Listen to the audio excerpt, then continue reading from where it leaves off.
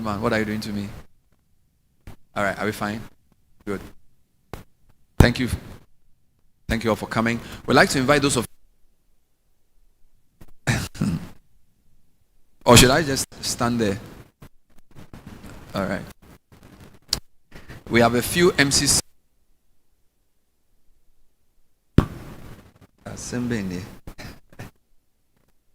Change the mic. I should shake it. I should turn it. Okay, let me try something else.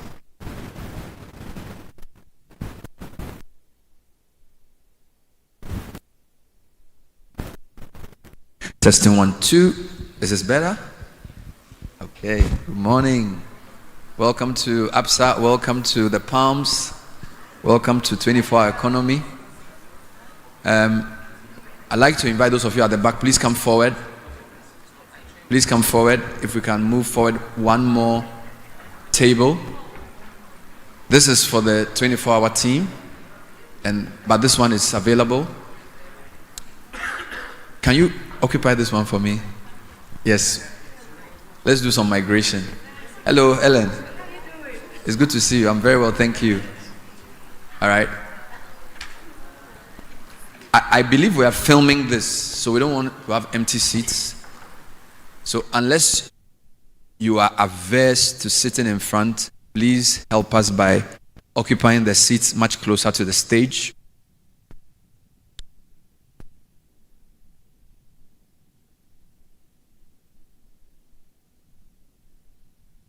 While we do that, I'd like to say a big thank you all for coming. We apologize for the late start.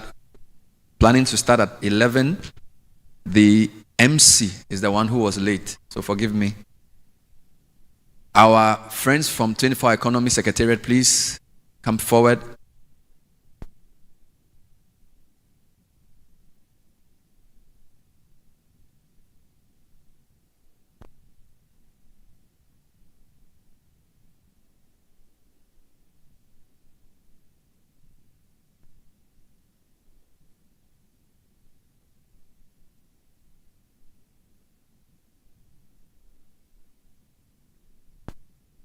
So if you're here, you are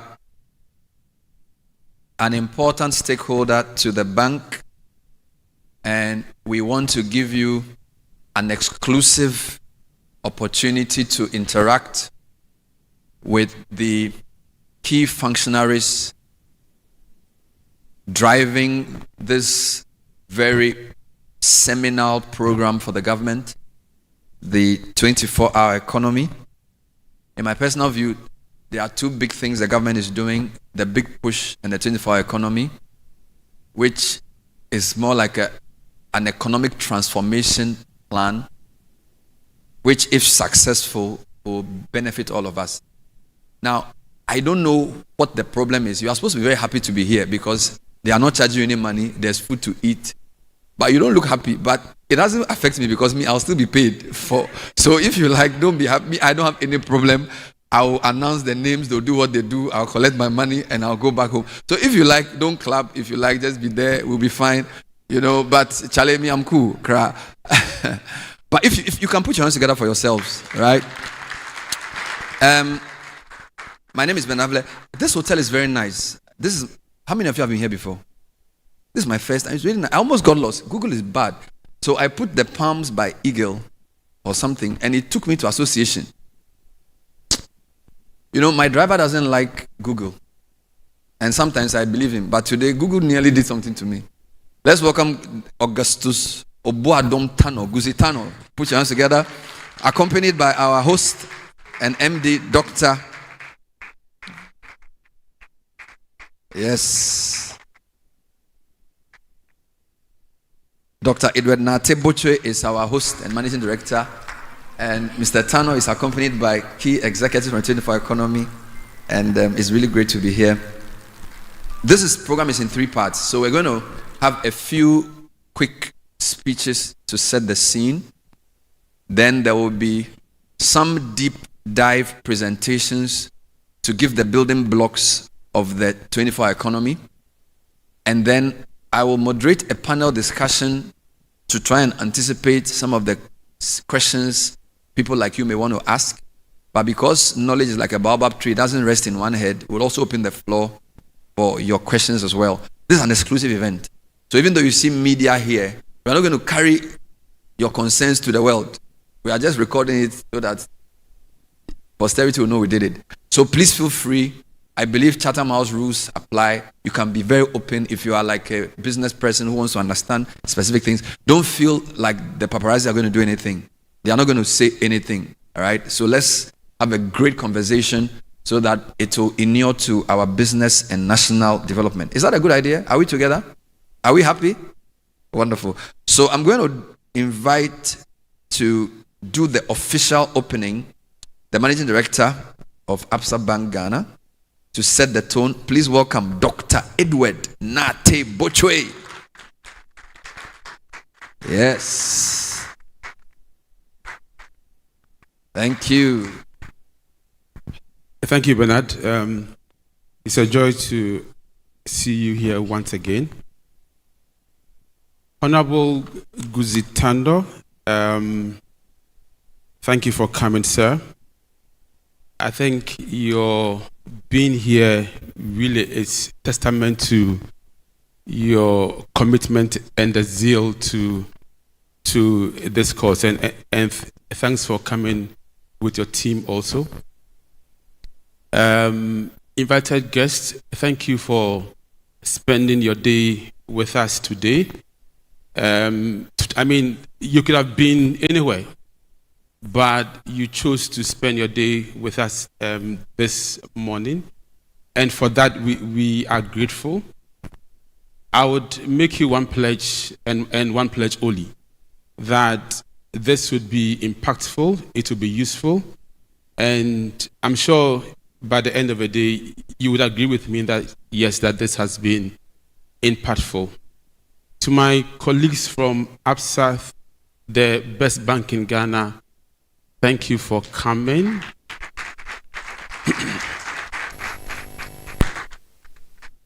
I think I should say that part again. Okay. To my colleagues in Absa, the best bank in Ghana, thank you for coming. In fact, for those of you here, if you are not banking with Absa, frankly, you are missing out on a lot. I am tempted to say, let us see by hands those who don't bank with Absa, but I would resist that temptation to do so. Today marks an important moment in our collective journey towards building a resilient, inclusive, and dynamic economy. Absa is proud to stand with the government and with all of you as we seek to build this economy. The role of banks, apart from the conventional role, has to include the fact that banks have to play a role in national development. This is because banks are in a unique place. We take deposits from customers and we are able to invest that in the productive areas of the economy. And what we do or don't do obviously has implications for the economy, but there are headwinds and there are constraints. As at the end of August, the NPL, i.e. the bad loans in the industry, amounts to 21%. The task that we are faced with is to find a way where banks can support industry whilst we address these constraints. This would mean that we have to collaborate with banks coming to the table with funding. In every corner of Ghana, businesses rise with the sun that from the government provides, and government creating the enabling environment. In this room, we have the ingredients for success. We have the bank, we have government, and we have industry. Let's make this work. We cannot fail. At Absa, we understand our role. And we have played this role, I must say, effectively. From 2024 till date, we have disbursed 1.6 billion Ghana cedis to SMEs under our SME at 10 a project. We've trained about 1,200 SMEs. We've given out funding to SMEs at interest rates at as low as 10% per annum. We have made available loans to customers for SMEs without collateral up to 2 million Ghana cedis. For corporate clients, we've given loans without collateral up to 300 million Ghana cedis per each customer. We have provided currency hedges, trade finance, LCs, guarantees. In fact, if you look at the top 4 banks in Ghana and you are looking at the loan to deposit mix, Absa Ghana has the highest LDR in the industry. That counts for something. That means that we are committed to supporting a business. In fact, there are various myths that we feel that we have found ways to be able to bust those myths. I mean, people say that if you want a bank loan, you would need to bring lots of collateral. It would take a long time. Maybe they didn't bank with Absa. And for those of you who don't bank with us, my ask of you is that join the Absa family. Let us help you to make your story count. But we reckon that we must do even more. My ask of you is that let's identify the opportunities. Decide on which of the opportunities you would want to exploit. And let's work with you to make it happen. Our role here today as Absa is clear. It is to convene a forum that allows our clients to interact with government. And my hope is that through this dialogue, through this particular dialogue, we can find areas where private capital and expertise can align with national goals for our shared good. I look forward to a productive, practical session, one that brings clarity and turns conversations into action. Thank you once again, and let's make this work. We cannot fail. Thank you.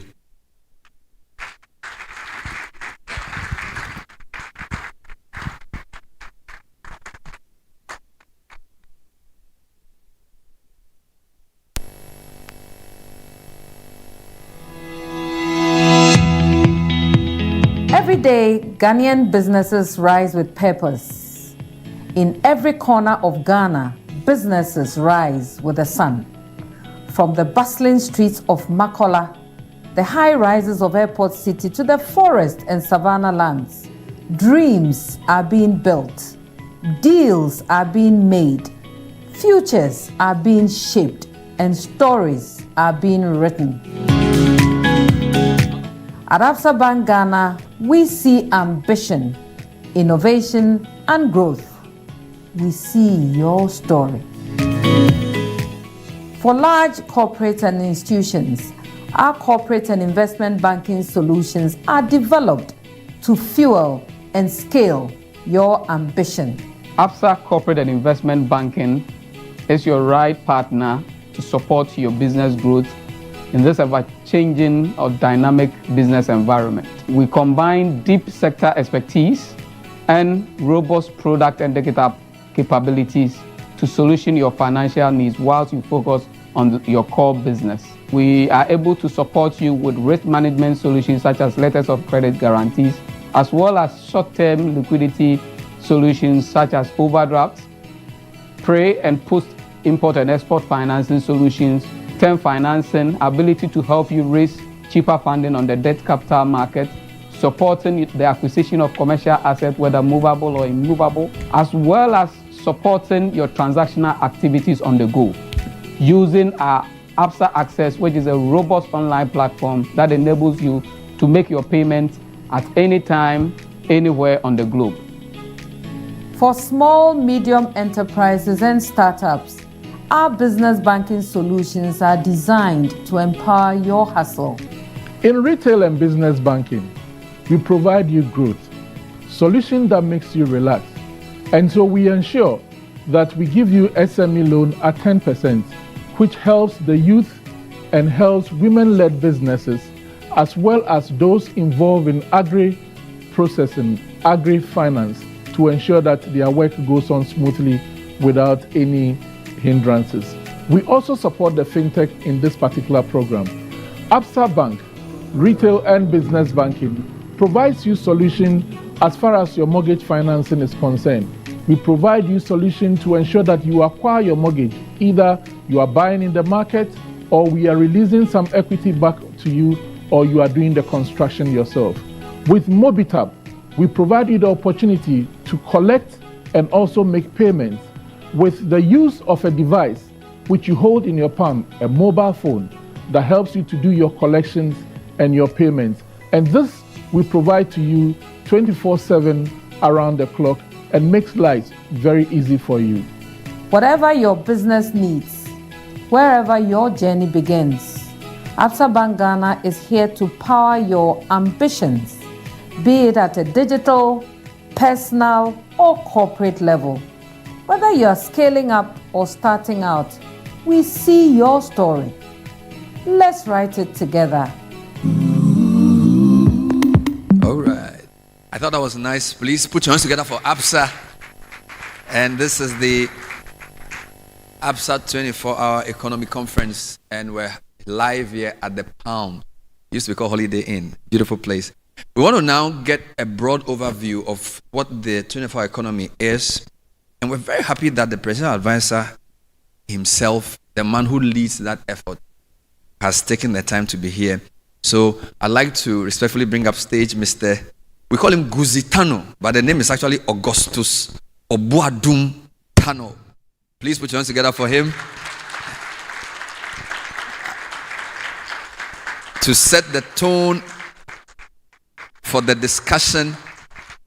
It's a long walk, so please keep clapping. Goosie, thank you so much. It's good to see you again. Thank you, Bernard. Good morning, Dr. Edward Nate Bochwe, Managing Director of Absa, distinguished guests, colleagues, and friends. Bernard, thank you very much for having us. I extend my gratitude to Absa Bank Ghana for their visionary leadership in hosting this conference, and to the 24-hour Economy Secretariat for working with Absa to make this gathering possible. Sorry. Let me sort out my papers before they fall off. Our theme today is unlocking opportunities in Ghana's 24-hour economy policy, opportunities, risks, and readiness. This theme is really a call to action. The 24-hour economy is not simply about longer hours. It's about reimagining Ghana's potential and unleashing productivity that runs day and night, connecting farmers to markets, entrepreneurs to financial institutions, and students to skills. To make this vision real, we need resilient infrastructure, reliable energy, strong logistics, digital connectivity, and above all, investments in the SME sector, because this is the heartbeat of Ghana's productive sector. The 24-hour economy is designed to launch in a real and sustained manner the takeoff of indigenous Ghanaian businesses. We need to increase SMEs' access to finance through cheaper and longer-term credit facilities and imaginative backstop arrangements that secure the lender whilst at the same time making more and more SMEs eligible for loan support. We must also strengthen their management capacity, their embrace of transparency in governance, and their commitment to honor obligations. In doing so, SMEs will not only expand their enterprises, but also create jobs, build wealth, and strengthen our economy. The risks are there. Risks regarding security, collateral requirements, capacity gaps. These are real risks, but they are not stop signs. it doesn't mean that we must be immobilized to inaction. What rather it means is that we must put in the requisite safeguards that are tailored to a specific environment that we live in and the specific environments that SMEs operate in. We must put these safeguards in place. Readiness is our shared responsibility. It is financial institutions like Absa creating flexible products, entrepreneurs driving innovation, governments ensuring safety and security, and SMEs managing effectively that builds our economy. This will ensure growth, jobs, improved household incomes, and a better quality of life for all. The global economy rewards those who are prepared. That is why we must move with urgency through programs like Grow 24, which is the agricultural component of the 24-hour program, Make 24, which is the manufacturing component, Build 24, which is the infrastructure component, Connect 24, which is the supply chain and markets component, and Fund 24, Aspire 24, and Go 24. These are the pillars of transformation that the 24-hour program offers to us as participants in industry, as funders, and as Ghanaians. So, let us leave here not only with ideas, but with a mission to collaborate, to innovate, and most importantly, to deliver results. The 24-hour economy is a development plan for a Ghana that is more productive, more inclusive, and more resilient. And for those of you who study the international climate, we are being told in Africa that literally we are on our own.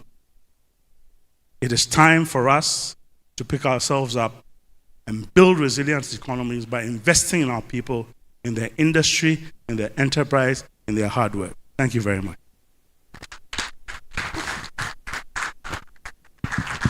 There will be a more detailed presentation of the 24-hour economy by Arnold, and you'll see some of the project components, because no matter what is written,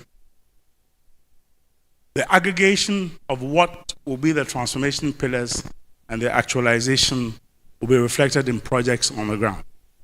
So our team will take you through some of those projects, how we intend them to be funded, and how you can work with us closely to make it happen. We are very pleased to hear some of the things that the MD has said about lending to Ghanaian businesses, $300 million, cities without collateral. That's something really to say and take home and think and reflect and make it much wider than the small community that have access to this kind of fund. Because without patient capital, low interest capital, without designing systems that avoid just hard assets as collateral, we will not grow this economy. And in 2050, this country is going to be 50 million people. Half of them, or more than half of them, will be below the age of 24. Think about that.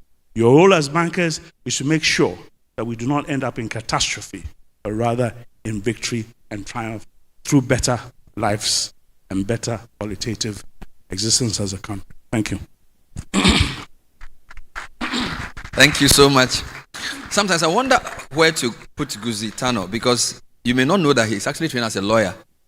But you know, I've done many interviews in my 20, I don't know how many years I've done media now. He's one of the best people on political economy. In fact, I'll tell you something. Like 2 weeks to the election, I asked one of my staff whether they will vote. And they said, yeah, they will vote. And I said, they were not understanding the election, but after I interviewed Goosie Tanoh, now they will vote. But they didn't tell me which party they will vote for. They just said they will vote. So we're grateful for his leadership and for the clarity, because a lot of times political slogans do not translate into actionable programs. And I think he's managed to flesh it out from just a slogan, which is also important, but particularly the accelerated export development, linking the productivity to the transformation story is brilliant. And so we are all willing them on. Also grateful to Absa for thinking about this, because it's one thing for a politician to have a plan, another thing for private sector to actually bring customers to say, this is where the rubber meets the road. So we're very privileged, and I really hope you open up and ask questions so we get all the insights. So the man I'm going to bring up is a man who used to work in the financial sector, incidentally, And I think he's the right person to take us through this, because even though he's now working from the government side, he's a private sector person, financial sector person, at least through the years I've known him. So Arnold Parker is going to speak to us with some further details. He's the program lead for the Fund 24. I'm sure you know there are many aspects of the 24. He'll probably take us through that as well. But Arnold will do the opportunities, risks, and the readiness for the 24 economy. So let's welcome Arnold Parker with a round of applause to take us further. Thank you, Arnold.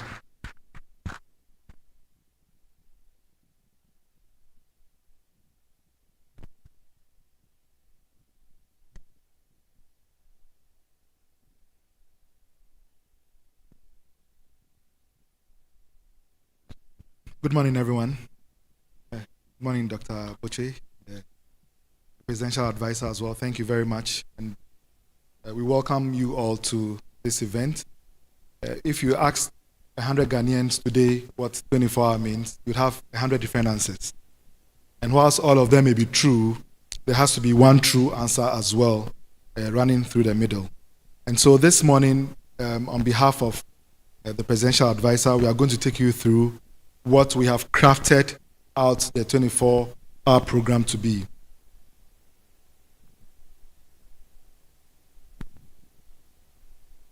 Okay. It looks like fingers. Good. So we are starting off by first defining what a 24-hour economy really is. And as the President has said, it is about building an economy that works for everyone every hour of the day. And so, even though the general understanding has been that we are shifting the economy into a three-shift system, the most important understanding is the fact that the economy is going to work for everyone every hour of the day. And so it doesn't matter if you work for 8 hours or you work for 24 hours as a business. No matter the number of hours you work, the economy should be working for you. And that's the basis upon which we began this engagement.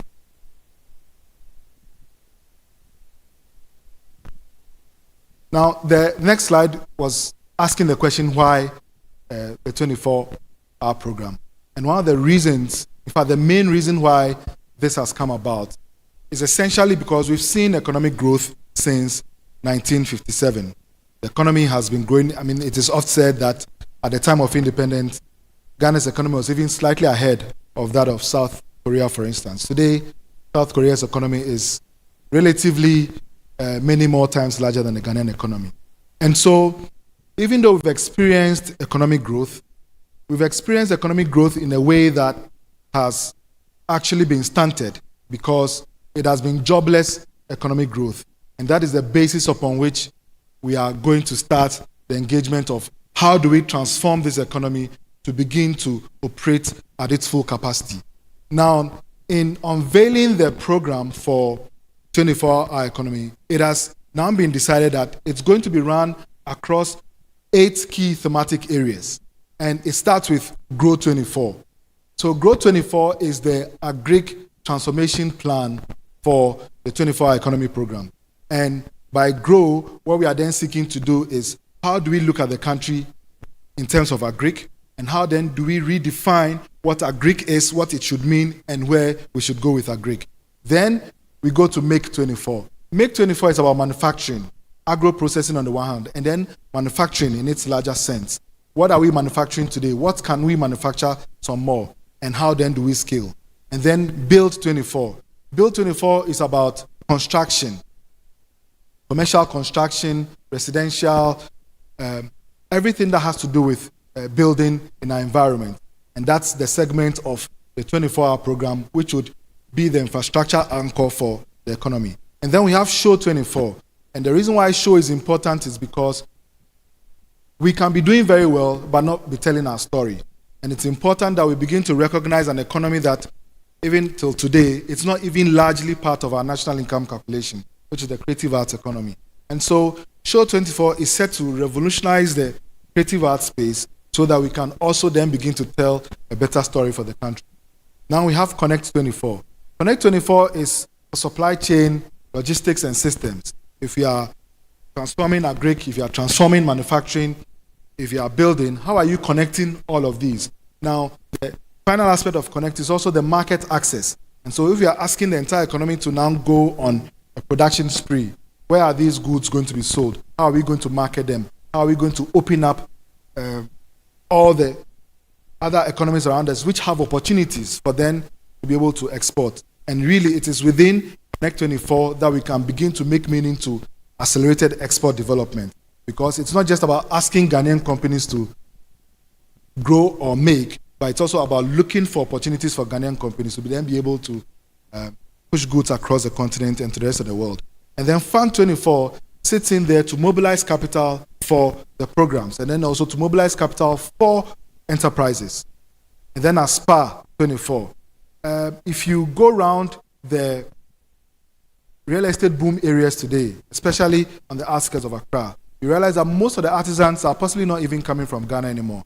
Developers today prefer to use artisans from Benin and from Togo because they are really more aligned to working and working properly. Just yesterday, we were inspecting an office building, and when we got in, the caretaker was soundly asleep. It was just 12 noon.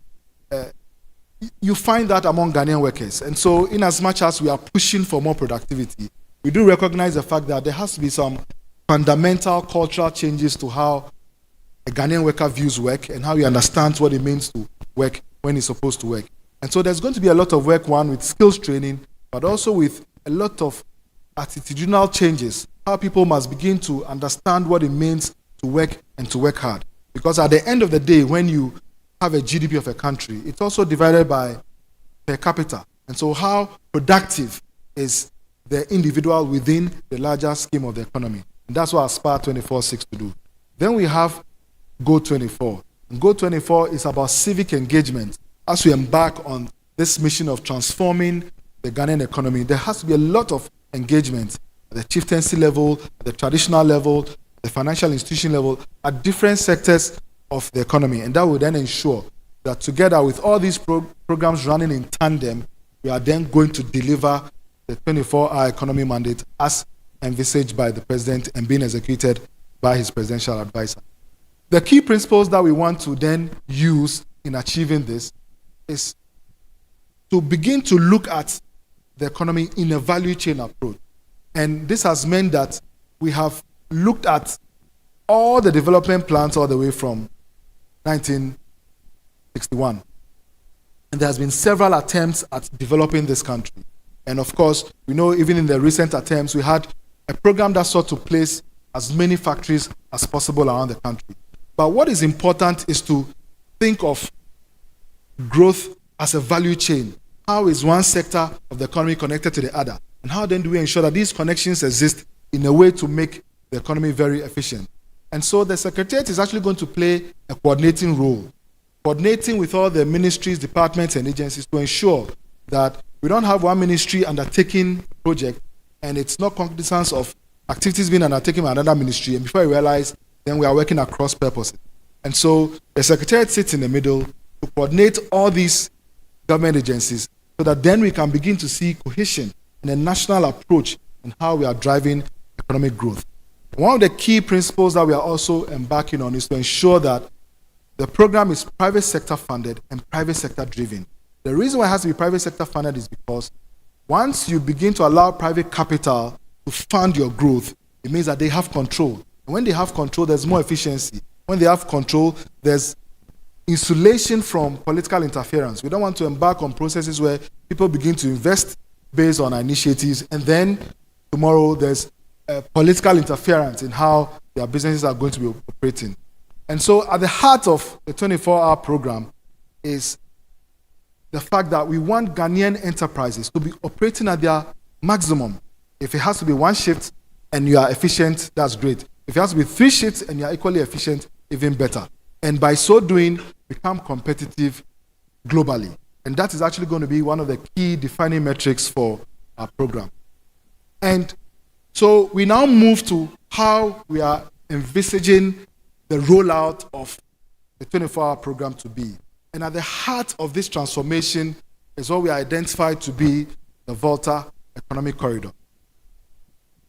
The Volta Economic Corridor, therefore, remains the central pillar to how we believe that this country can embark on a transformation journey. And it starts from what you see to be the Volta Lake. The Volta Lake is the world's largest man-made lake by surface area. When it was finally dammed by the end of 1964, when it had now been dammed, the long-term plan was that we are going to see a lot of industrialization also across the dam. Unfortunately, that didn't happen. And today we want to go back to the Volta Economic Corridor because the land around the corridor is still largely preserved. There's 8 million hectares of land around the Volta Basin, half of which are currently forest reserves, and then the other half is available. Of that half, we are seeking to utilize 2 million hectares of land around the Volta Basin. And what we are then seeking to do, first and foremost, is to have agricultural parks.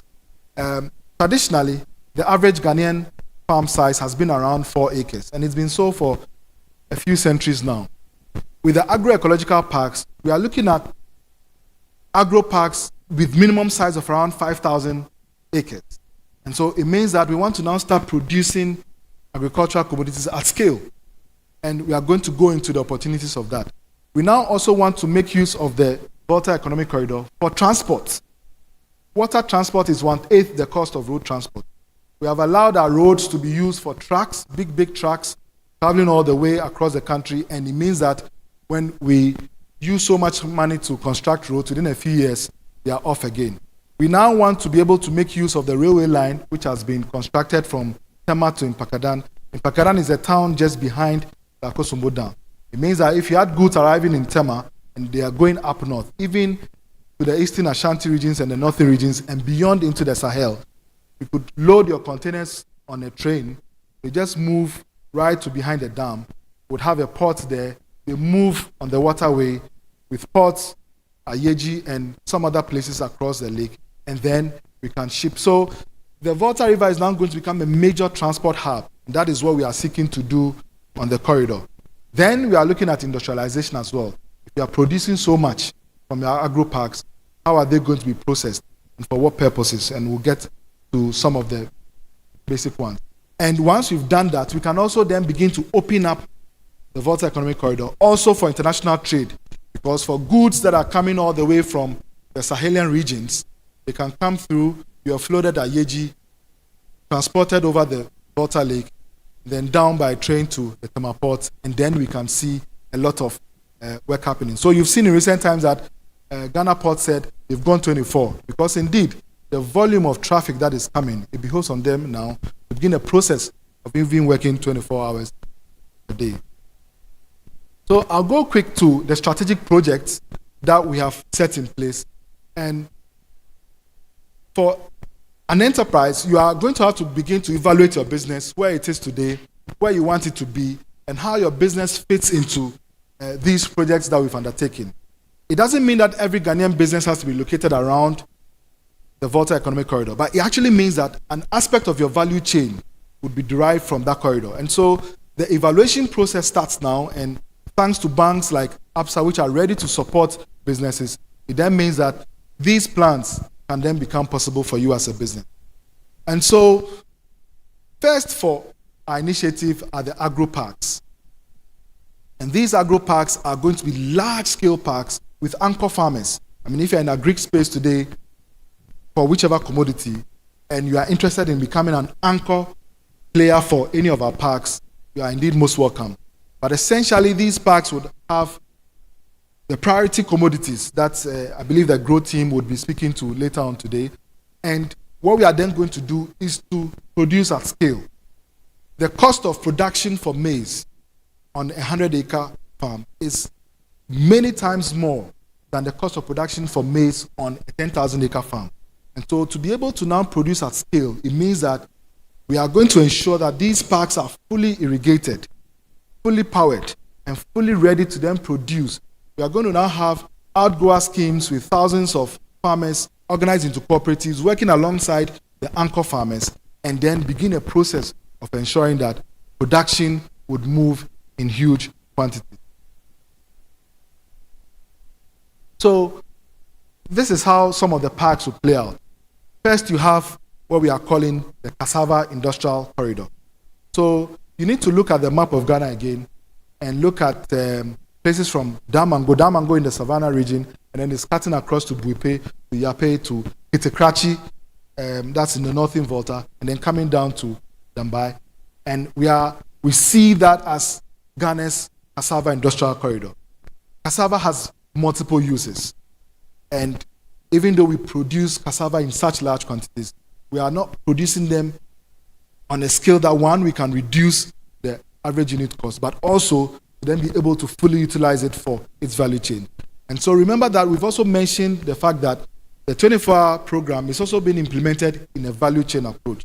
So it's not just about putting so much cassava on the market, but it's to find out what are we going to be using cassava for. First and foremost, there's food, of course, but then there's ethanol, which is used by the beverage industry. Today, we are importing virtually about 80% of our ethanol needs, but we can actually produce ethanol and be globally competitive with it. And so cassava becomes one of the key components for our ethanol play. It then means that we are going to now link, we are not just interested in producing, or we are not just interested in having Ghanaian farmers produce cassava at scale. We are interested in making sure that there will be ethanol plants ready to offtake their products. And then we can also use cassava for the pharmaceutical industry, which then means that our work is not just about production, but also about linkages, about the value chain. We are not starting with cassava production and leaving it there, but ensuring that what is being produced has a market and has offtake for the next level of the chain.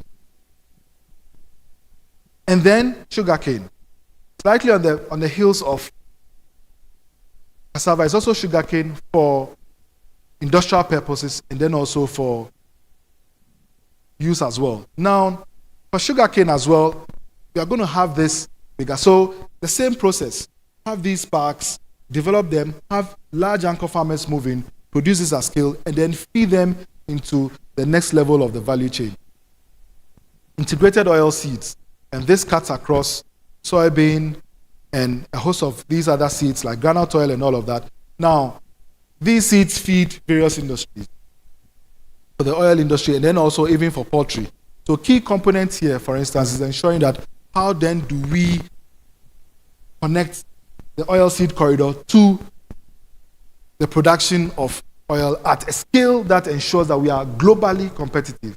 And that for us remains a key approach to how we are now going to work with Ghanaian enterprises. How do we become globally competitive?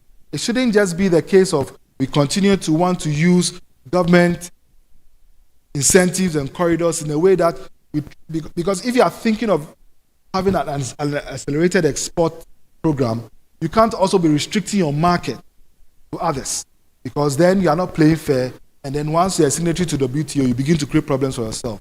But the best way to then conquer the export market is to become globally competitive yourself, such that it makes no sense completely for a Ghanaian company to want to import and sell locally when they can actually have access to lower priced goods with same quality, if not better, locally. Then integrated rice as well. Today we are importing a lot of our rice needs. That has to change. Ghana has enough land, enough capacity to produce rice at scale, and then we should be able to begin to support the production of this in such large quantities that we can now begin to export. We are looking also at aquaculture. There's the Volta River. There's also a lot of inland waterways. And we see what is happening, but we have to do a lot of work to protect our water bodies and ensure that we can begin a process of increasing protein intake across the country, and at this point even stop tilapia import. A lot of the favorite tilapia that we have is actually still imported, and we must begin a process of reversing this. So there's going to be a lot of work in ensuring that we can increase the capacity to produce this as well. Then we look at the Bono Poultry cluster. Now, this is a key component of what has happened over the years, which is the fact that our poultry industry, largely informal, has not had the opportunity to be able to scale. So today, we are still importing somewhere close to about 60-70% of our poultry needs, when a lot of young people are ready to work in the industry, and there's so much opportunity. One of the things you are going to do is to link your soybean and your maize corridors your poultry industry to make sure that they can have feed at good pricing so that you can now have the final poultry product also at competitive price. And so we chose Bono because Doma is actually like the poultry capital of the country.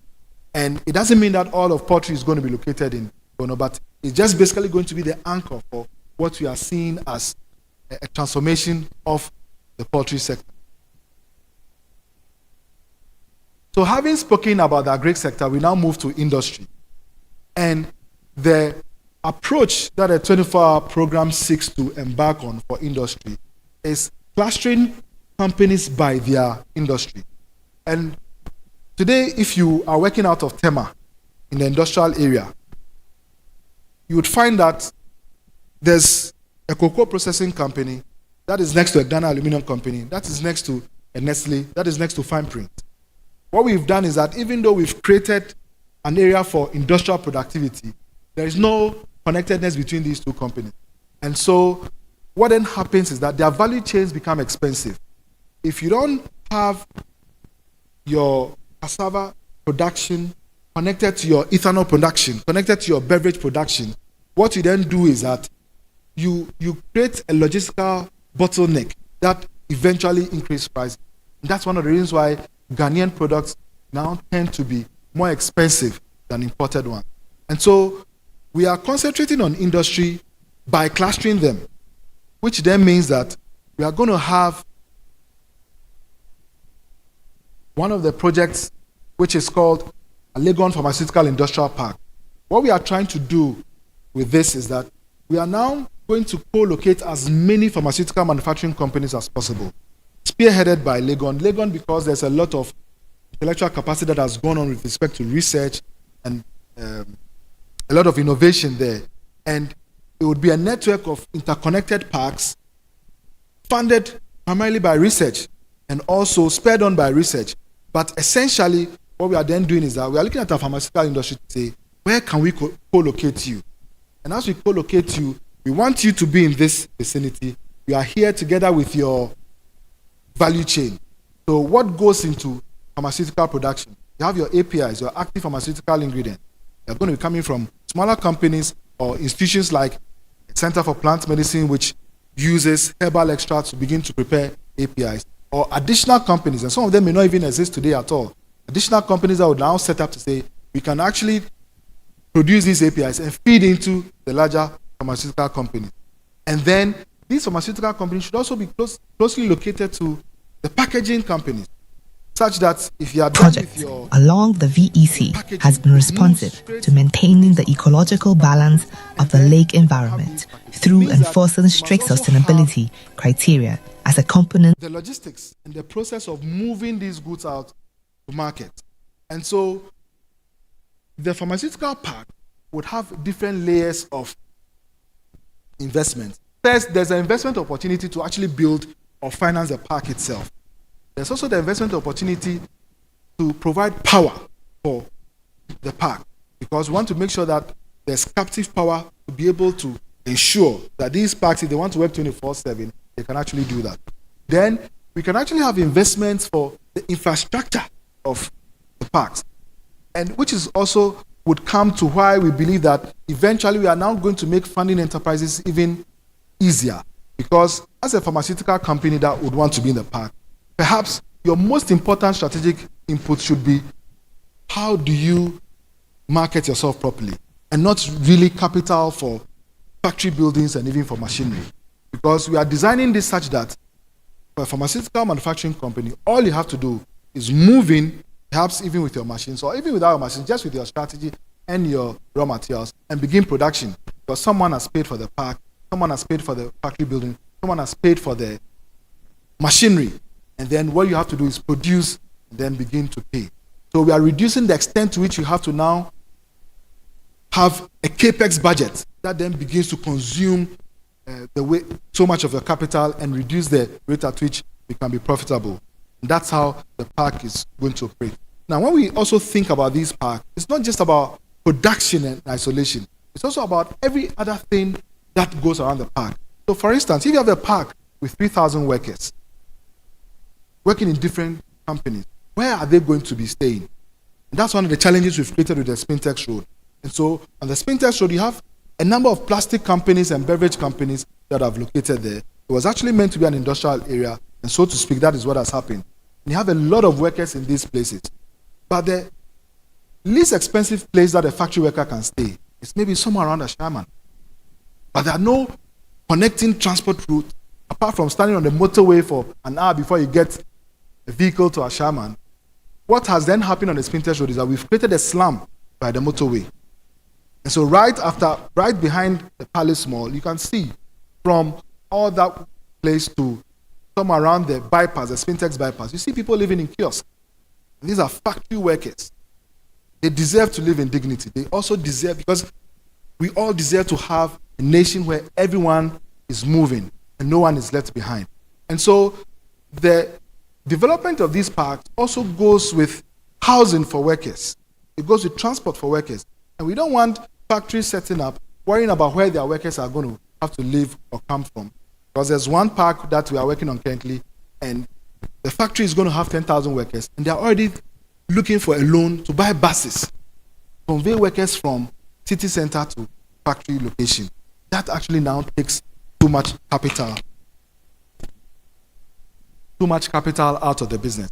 So the plan is to have a value chain integrated development approach around the development of the park. Make sure that the park is developed, but if the park is developed, where are the workers going to stay? Make sure that housing is available. If you are putting 3,000, 4,000, 5,000 houses in one location, you are creating a small town. So there has to be schools, there has to be hospitals, there has to be amenities. You can't just have places, and that's what has happened in Accra today. So we have to build everywhere, and so we don't have parks, we don't have walkways, we don't have places for our children to play. And we are beginning to realize that our children are becoming screen addicts. But it actually starts from not being able to properly plan our cities and our towns and then our industrial centers. So the next park that we are envisaging to work on is what we are calling the Akosombo Japan Textile Cluster. We are going to have a number of textile and garment parks across the country. But Akosombo and Japan, because we had Akosombo Textiles, we had Japan Textiles, we have formed a nucleus of textile and garments industry from the beginning. We want to revive that. So there's going to be a park within that enclave. And same concept, have a park developed, have infrastructure development, let the industries move there. And so not just for textile and garments, but even for cotton ginning, even for yarns, the entire value chain for grey bath. So all the connected companies are co-locating and ensuring that once production is in process, you don't have to travel long distances before your output becomes someone's input. And that's how this is also going to work. Then again, same plug and play concept. Have your anchor industries, link textile and garments to your agro parks where necessary, have housing and workforce development also around the park. Then we are looking at North Shore Light Industrial Park. So North Shore is a garment factory that is setting up currently in the northern region. 10,000 workers, the minimum, already getting orders from global buyers to supply into the global market. And on the back of this anchor developer, we are also now having to have a 20,000 acre park as well, to have additional companies within this sector to co-locate with them. Why is textile and garments important? It's important because it is one of the areas that we can easily create a lot of employment. It's one of the industries that can easily work 24/7. It's also one of the areas where we can easily become very competitive. A lot of things are happening, for instance, in the used garments market. Today, Ghana is the largest importer of used clothes in the world. And a quarter of these used clothes actually end up in landfill sites and blocking our waterways. We need to reverse this process. It means that if you are in the import of second-hand clothes today, you should be looking at transforming yourself to become a garment maker. Because what some of the Obroniwao people are even now realizing is that as they open their bills of clothes, some of the shirts are actually even made in Ghana already. Because there are lots of companies in the Spintex Road in Kokomilwe that are producing for global market. And so we ship these products out to the West, and then we go back for them after they've been worn, and we come and wear them again. We have to now change that process. Then we are looking at the Kumasi Machinery Technology Center. And now what we are seeking to do in Kumasi now is on the back of what has happened with Swami over the years, an informal artisanal cluster of tradesmen working with machines and metal, to now be able to begin a process of actually creating a lot more machinery for agric. So even starting from agric input. And the plan here is that start from basic agric inputs that can be used, and then even begin to scale to industrial machinery.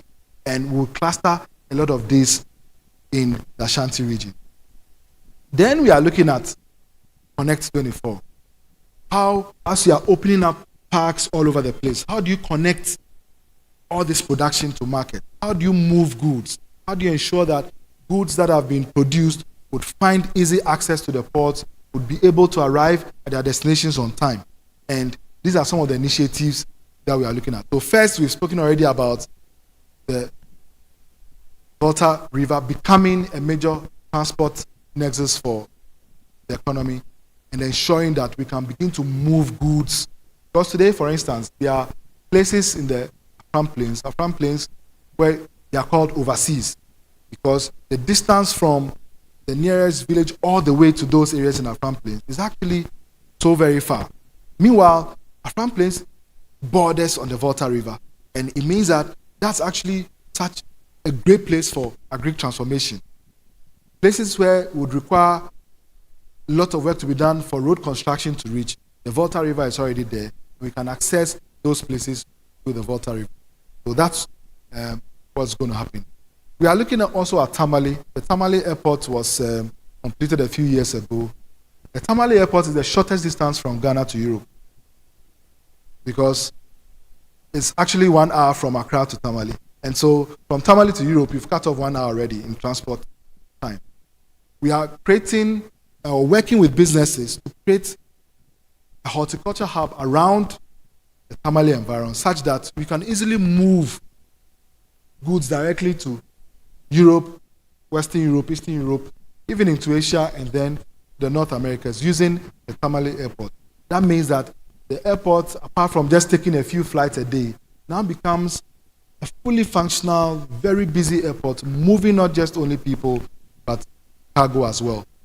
And so these are the kind of projects that we've envisaged.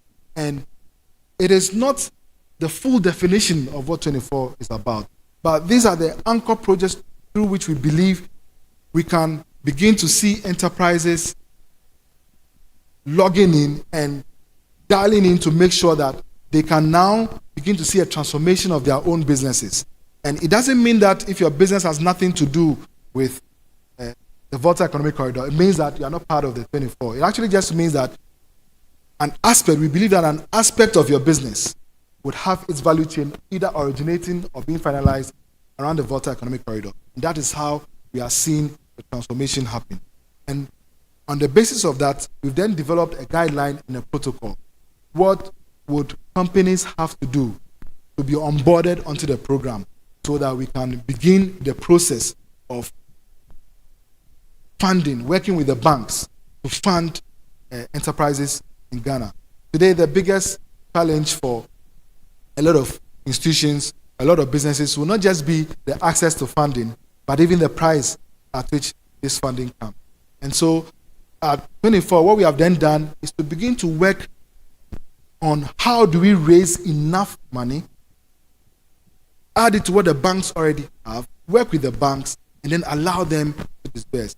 The Secretariat would not be a financier or a funder. It would just be a facilitator, working with all the key players and sectors of the economy to ensure that whatever businesses need to expand and to operate efficiently and optimally, they would have it to then be able to operate. And so next step for any Ghanaian business would really be to just send us an email. Not a postal address or a physical address to work. Just send us an email. Tell us what you are doing, what you want to do, and what you need to get there. And then the engagement process starts.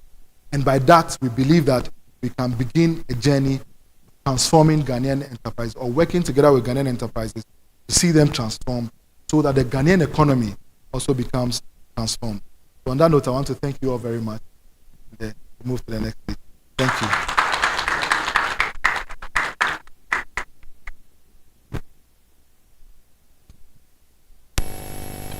In the heart of Ghana lies a sleeping giant, the Volta Lake, one of the largest man-made lakes in the world. Vast, but much of its value is still untapped. For decades, this lake has provided electricity to our homes, our industries, and even for our neighbors like Togo, Benin, Burkina Faso, Cote d'Ivoire. But electricity was just a part of the dream.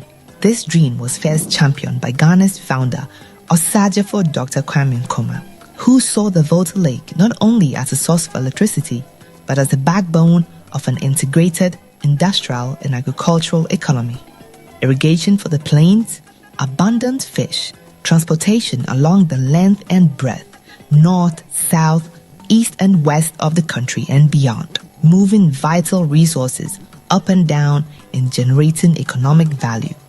Importantly, the design of the project along the VEC has been responsive to maintaining the ecological balance of the lake environment through enforcing strict sustainability criteria as a component of the project approval. Hotels, festivals, and areas opened by water transport and water recreation are opportunities still within our grasp. Now Ghana is reimagining the Volta through the Volta Economic Corridor.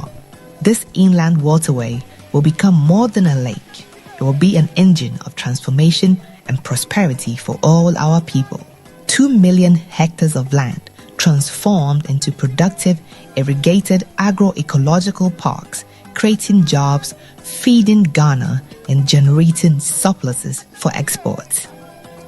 Now from lake to land to air, Akosombo to Tamale, inland ports and feeder routes will link up with rails, road, and cargo airways. Trade will move faster and further. With new lakeside industrial parks and streamlined trade systems, the corridor will open Ghana to Burkina Faso, Mali, Niger, and beyond. The corridor is for everyone. Women-led businesses, young entrepreneurs, smallholder farmers, community land trust will protect rights and grow futures. Over 1 million jobs and billions of cedis in new exports each year. Cleaner transport, more productive farms, stronger regions, job creation, prosperous citizens. This is transformation rooted in land. The Volta Economic Corridor is Ghana's future, powered by purpose, anchored in community, and built for generations to come. Wow. That was the Volta Economic Corridor. Put your hands together for the 24 Economy team. This is the Absa 24 Economy Conference coming to you here at the Palms by Eagles, and it's under the auspices of Absa. We just had a very detailed presentation from the man who leads the Fund 24. He will join the panel shortly as we break this down. A couple of quick announcements. The organizers have a QR code on your tables. We'd like to register you so you become part of our ecosystem. So kindly scan it with your phone so you can register and also get some of the stuff we have for you. So the QR code on each of the tables is from Absa. There's a 24 Economy QR code we're also going to be sharing for those of you who want the presentation and other specific items that have been discussed here. So the lady, Grace, where is she? Yes, so please go around and share these as well as I bring the panel up. Now, I have so many questions, right? So many questions. But what I'm going to do is I'm going to bring up 4 or 5 of your colleagues, and then I'm going to open the conversation up, and then we'll have a great time. So as you can tell, there are many legs to this. There's the Grow 24, which is the agric. There's the Make 24 manufacturing. There's the Build 24. And there's others, Fund, Connect, Inspire, Go, and all of those show.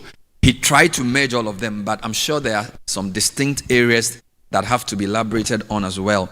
And because we've been brought together by a bank, I think the question is the funding opportunities. You went through that, but there were lots of numbers that we wanted you to delve into. So I'd like to invite Arnold back this time for a panel. Arnold is the driver for Fund 24. So Arnold Parker, please come back up there. Oh, please put your hands together for Arnold.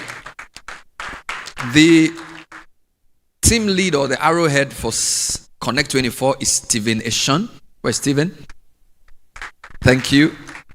So Connect 24, supply chain, the movement of logistics and all those beautiful things. Thank you. We also have Aspire 24 and Show 24. Samlara Ba Kodua. Did I get that right? Wonderful. Samlara. Oh, why are you not clapping for Samlara? Thank you, Samlara. And then the infrastructure dimension is Roland Azuvugu. Wow, Roland. Your name can cast out demons. Azuvugu. When I'm praying and I have a problem, I'll just Azuguvu. It will just open the demon will run. Hey, Roland. And then my good friend Dr. Ismail Ni Amano Dodu, head of partnerships and markets. Where is he? Very good. Now, I want you guys to relax. I'm going to do something very quickly. There was supposed to be a brief comment from the Ghana National Chamber of Commerce and Industry. We're very privileged to have the immediate past president, Clement Osei Amoako. Or is it Amako or Amankwa? Yes, Mr. Clement. So please come up and bring a few quick remarks from the chamber, and then we'll get into the panel. So it's going to be very short, very short.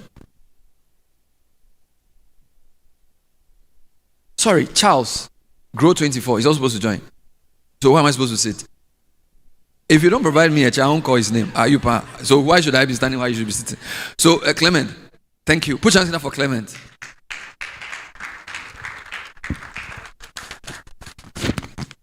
Thank you so much. I think this is a brief comment. So I stand on all protocol observed and want to thank the organizers for giving us the opportunity to speak on the 24-hour economy.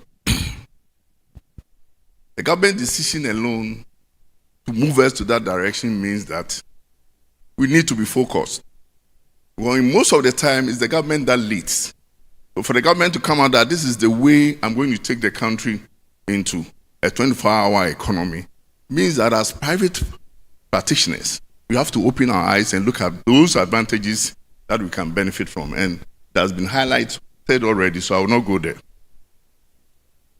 And you realize that within the year-on-year basis on the second quarter, there was a growth of 6.3, indicating that the government is doing very well. But with all this that we are seeing, the value chain must work. And so as a private sector, I'm picking even the GPHA that is running 24-hour. I'm asking with the value chain, we are looking at the vessels that are bringing businesses, people who are clearing their goods, what are the connections? And everything that we do with the manufacturing sector must be backed by aggregate demand. Because this time with the 24-hour, it means that even as manufacturers, we are going to expand our production. We are going to work 24/7 to make sure that we are producing goods and services, but it must be backed by an aggregate demand. And I think that the government must look at the focus of also working very hard to minimize poverty. Because after production, what is the essence of it? You need to demand the goods and services. And when we demand for the goods and services, then we can bring back the money back to the manufacturer to produce. We also have to look at it at the export side when we are looking at the African continental free trade. As to what the benefit that we can do from even doing business among ourselves, but we must be price competitive. And that comes with a lending rate for which Barclays Absa is about to discuss with us as to how they are going to help us to go through. We need to look at it very well. As a chamber, what we are doing to help the government in this direction, we have all the sectors with us, and we are training everybody within the sector, the chain, getting to know the various opportunities that are available over there and how we are going to harness those benefits to the advantage of our members as well as the country as a whole. But we will not, by expanding our business means that we have to look at the finances, and we want to make sure that the interest rate is also very good, because if we are not price competitive after we are produced in excess, we cannot export. So we must first produce in excess, consume here, and then export to help our FX, and so that our city will grow from strength to strength. Managing of the places, the skills, that setup that we might also need cannot be overlooked. that in building the capacity of members, we need to have a set skills that will take advantage of the 24-hour economy. There's a lot to talk about, but given the limited time, and the infrastructure development too is a key for the government to look at it. We are happy they mentioned power, etc., which are key for the growth of every nation. The 24-hour has come to stay, and I want to urge all of you that there are a lot of advantages that we can take as businessmen, as individuals, as government officials, as manufacturers, and wherever we find ourselves. And it has been highlighted with the thematic areas that was mentioned. Please take advantage. The youth have an advantage, the government have it, the business, and everybody here must take advantage. Thank you so much. Very good. Thank you. Take another short message. Every day, Ghanaian businesses rise with purpose. In every corner of Ghana, businesses rise with the sun. From the bustling streets of Makola, the high rises of Airport City to the forest and savannah lands, dreams are being built, deals are being made, futures are being shaped, and stories are being written. At Absa Bank Ghana, we see ambition, innovation, and growth. We see your story. For large corporates and institutions, our corporate and investment banking solutions are developed to fuel and scale your ambition. Absa Corporate and Investment Banking is your right partner to support your business growth in this ever-changing or dynamic business environment. We combine deep sector expertise and robust product and digital capabilities to solution your financial needs whilst you focus on your core business. We are able to support you with risk management solutions such as letters of credit guarantees, as well as short-term liquidity solutions such as overdrafts, pre- and post-import and export financing solutions, term financing, ability to help you raise cheaper funding on the debt capital market, supporting the acquisition of commercial assets, whether movable or immovable, as well as supporting your transactional activities on the go, using our Absa Access, which is a robust online platform that enables you to make your payment at any time, anywhere on the globe. For small, medium enterprises and startups, our business banking solutions are designed to empower your hustle. In retail and business banking, we provide you growth, solution that makes you relax. And so we ensure that we give you SME loan at 10%, which helps the youth and helps women-led businesses, as well as those involved in agri-processing, agri-finance, to ensure that their work goes on smoothly without any hindrances. We also support the fintech in this particular program. Absa Bank, retail and business banking, provides you solution as far as your mortgage financing is concerned. We provide you solution to ensure that you acquire your mortgage. Either you are buying in the market, or we are releasing some equity back to you, or you are doing the construction yourself. With Mobitab, we provide you the opportunity to collect and also make payments with the use of a device which you hold in your palm, a mobile phone that helps you to do your collections and your payments. And this we provide to you 24/7 around the clock and makes life very easy for you. Whatever your business needs, wherever your journey begins, Absa Bank Ghana is here to power your ambitions, be it at a digital, personal, or corporate level. Whether you are scaling up or starting out, we see your story. Let's write it together. Wonderful. Let's put hands together for Absa one more time. This is the Absa 24-hour economic conference, and I really want to commend Absa for bringing this conference to us. This is really where the rubber meets the road. We have large government policy, we have government ideas, but this is now the meeting place between those who already have a track record with the banks, right? So these are people who have done projects before, they have a credit history, and they want to go to the next level. if I had my way, I'd have just opened the floor for questions, because I think your presentation was good enough. We saw bits and pieces of a lot of things. We saw the Volta corridor, we saw the parks, and we saw various things. But I feel like it would be good to give each of you a few minutes to dot some I's and cross some T's, so we are all clear and on the same page on some of the projects within your scope. Of course, some of your modules are enabling modules. So for example, fund affects everybody. You will fund the growth, you will fund the manufacturing, you will fund the show, right? But I think grow is a critical area, and I agree that he needs to elaborate a bit on. Same for make, right? Because the manufacturing is very critical as well. And then of course the aspire and the go. And then of course, Dr. Dodu, the partnerships and the marketing and how we can carry the relationship forward, right? So I'll start with Mr. Nonu Grow. I like the Volta thing, all right? It looks really good. What else can you add? What excites you most about Grow 24 as an opportunity which you believe people here should take note of for further deliberation? Mr. Nonu.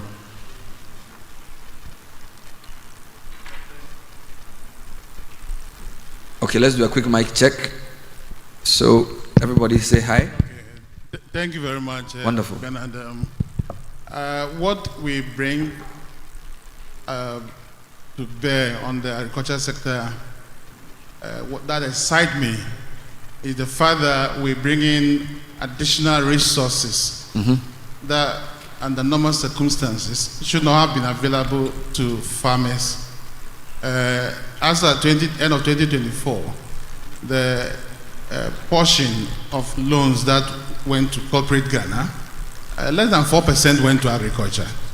And we have syndicated and bringing on board a lot of resources to support, this is patient capital, to help us transform agriculture. Agriculture requires patient capital.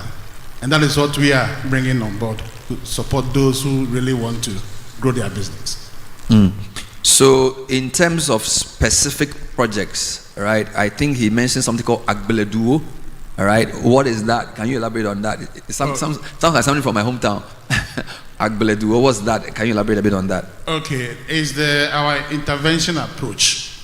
We want to help establish and work with cluster farms. And so Agbeledu is an area where that means farm town. So in essence, we're looking at the town full of farms. And the concept is the current arrangement, you have farmers scattered at different areas. And sometimes, as you might have seen on social media, people really have to suffer to get equipment to work on their farms. But if we could be able to have the farms for different value chains at one location, and all that they need to be able to farm effectively and efficiently is available to them, will make much more progress than what we have currently. So the concept then is to have agroecological parks that are self-sustaining, and then have equipment, and have warehousing, and then have inputs and every facility they need, and then they have the mechanization centers also available to them, and of course have access to market. And if they have to add any value, for example, for a rice agro park, and they should of necessity have a meal. And if you're having a vegetable agro park, then it means they should have a pack house.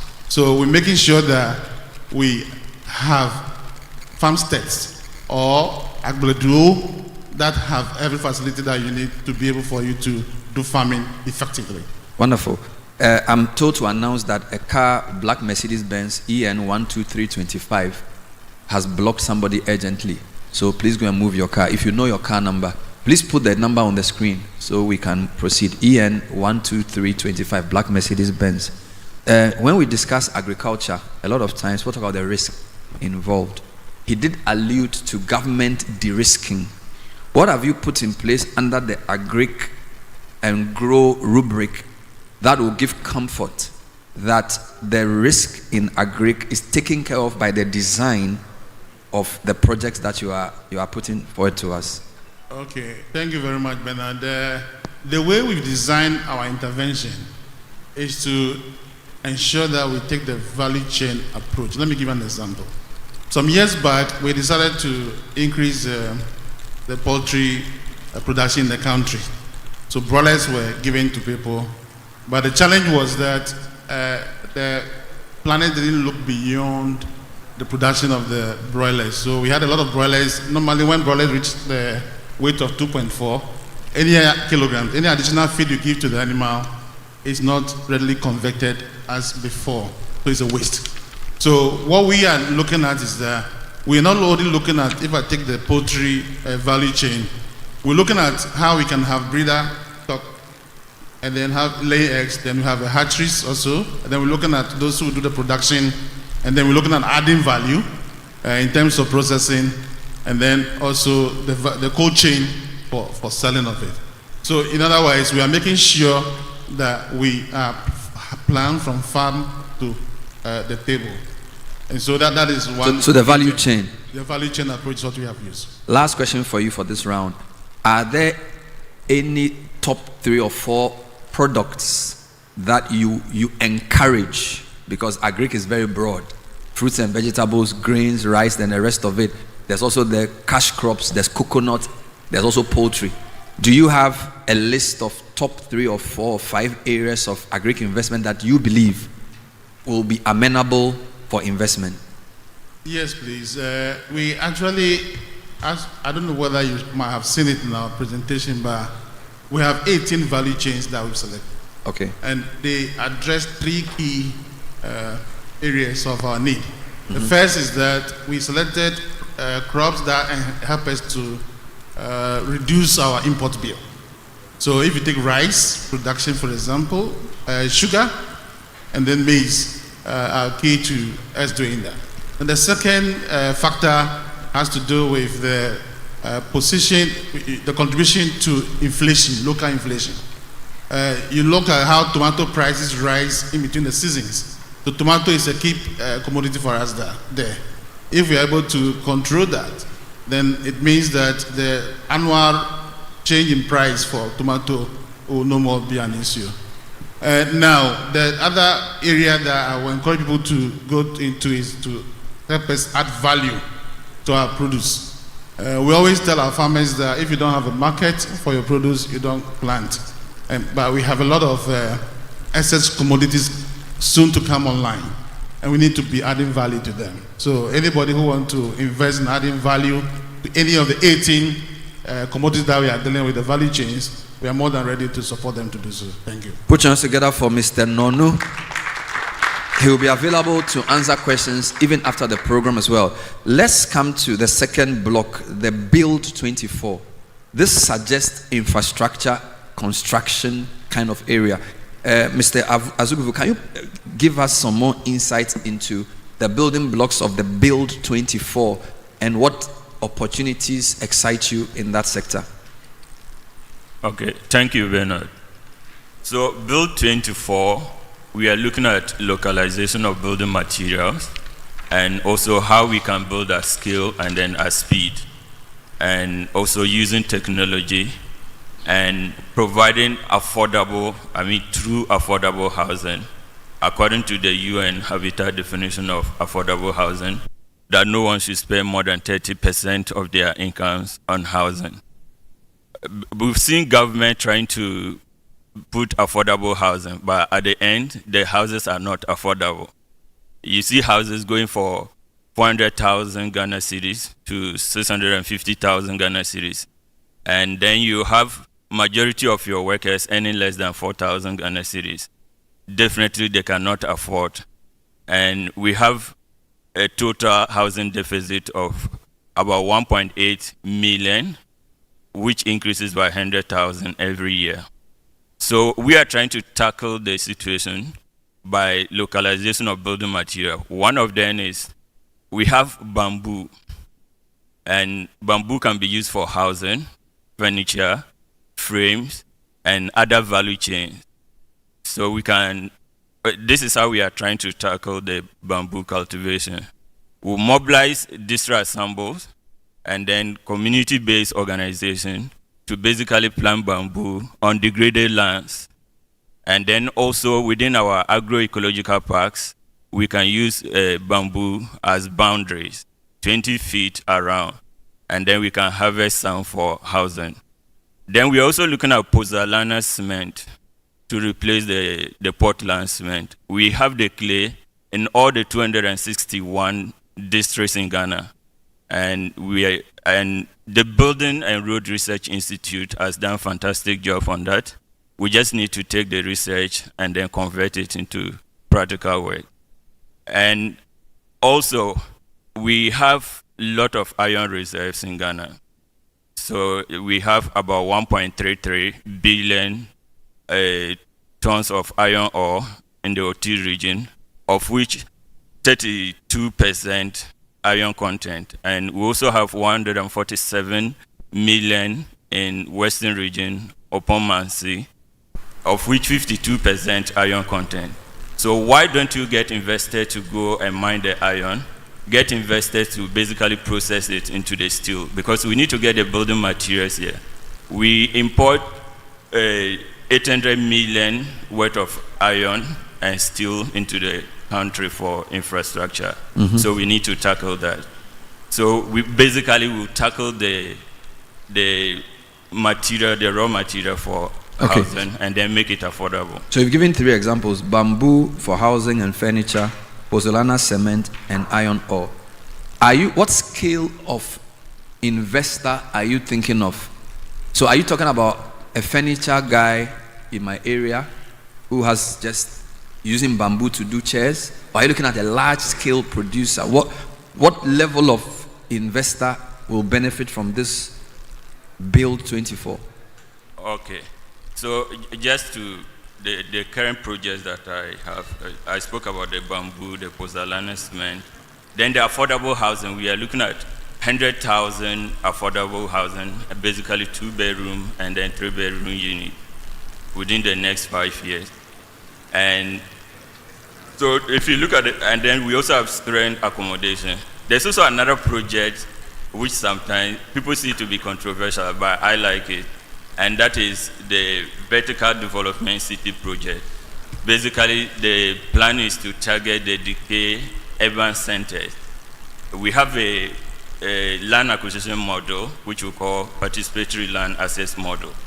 So you go to those areas where the houses are basically not in good shape, talk to the people who want to pool your houses or the lands together, and then put a 15 to 20-story building there.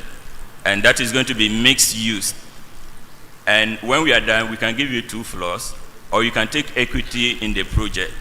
Because I see it from sustainable aspect. The way we continue to build in Greater Accra, with the traffic and then the expansion in road, we cannot continue that way. So if we can go vertical, that will also help to provide affordable housing. So are these already projects that are existing that you want people to invest in?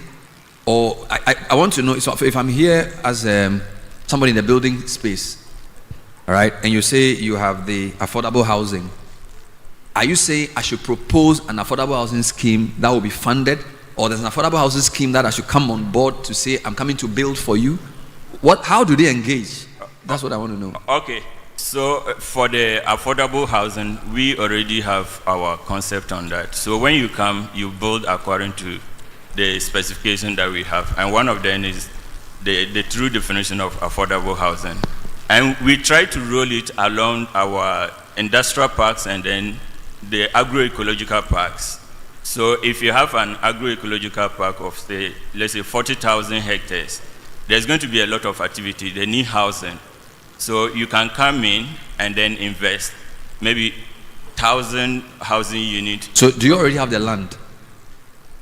So in terms of the land, we have a team that is in charge of the land. And the lands are going to be within the parks.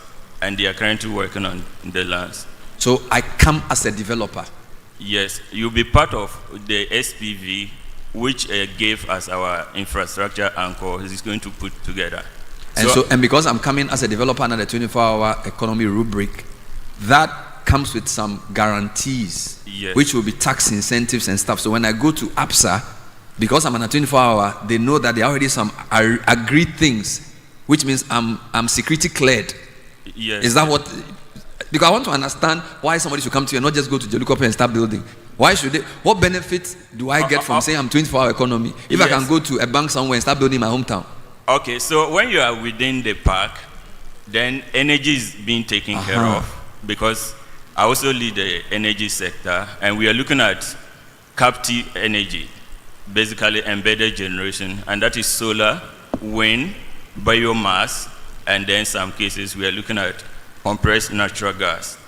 So your energy needs will be taken care of. Of course, there will be irrigation facilities, so the water will be there, and then all the incentives that 24 So I can deliver the house at a lower cost because the various cost centers for a regular developer have been taken care of because we are under the 24-hour economy arrangement. Yes. This is what it's supposed to be. Okay. Yeah. By the way, in a regular program, each of them should have done like a 20-minute presentation. So please bear with us, right? He did one overall presentation. But if we had all day, we would have had everybody do an hour. But because we are busy, we are compressing it. So I'm sort of pulling the answers from him. So it's not anything about him. It's because of the structure of the program. So coming on a 24-hour economy naturally lowers the cost of delivering the project. So it's, if you're a developer here, you have an advantage in coming for some of those projects, correct? Yeah. Wonderful. Are there any developers in the room, by the way? So I don't even waste my time. Okay. Any developer in the room? Very good.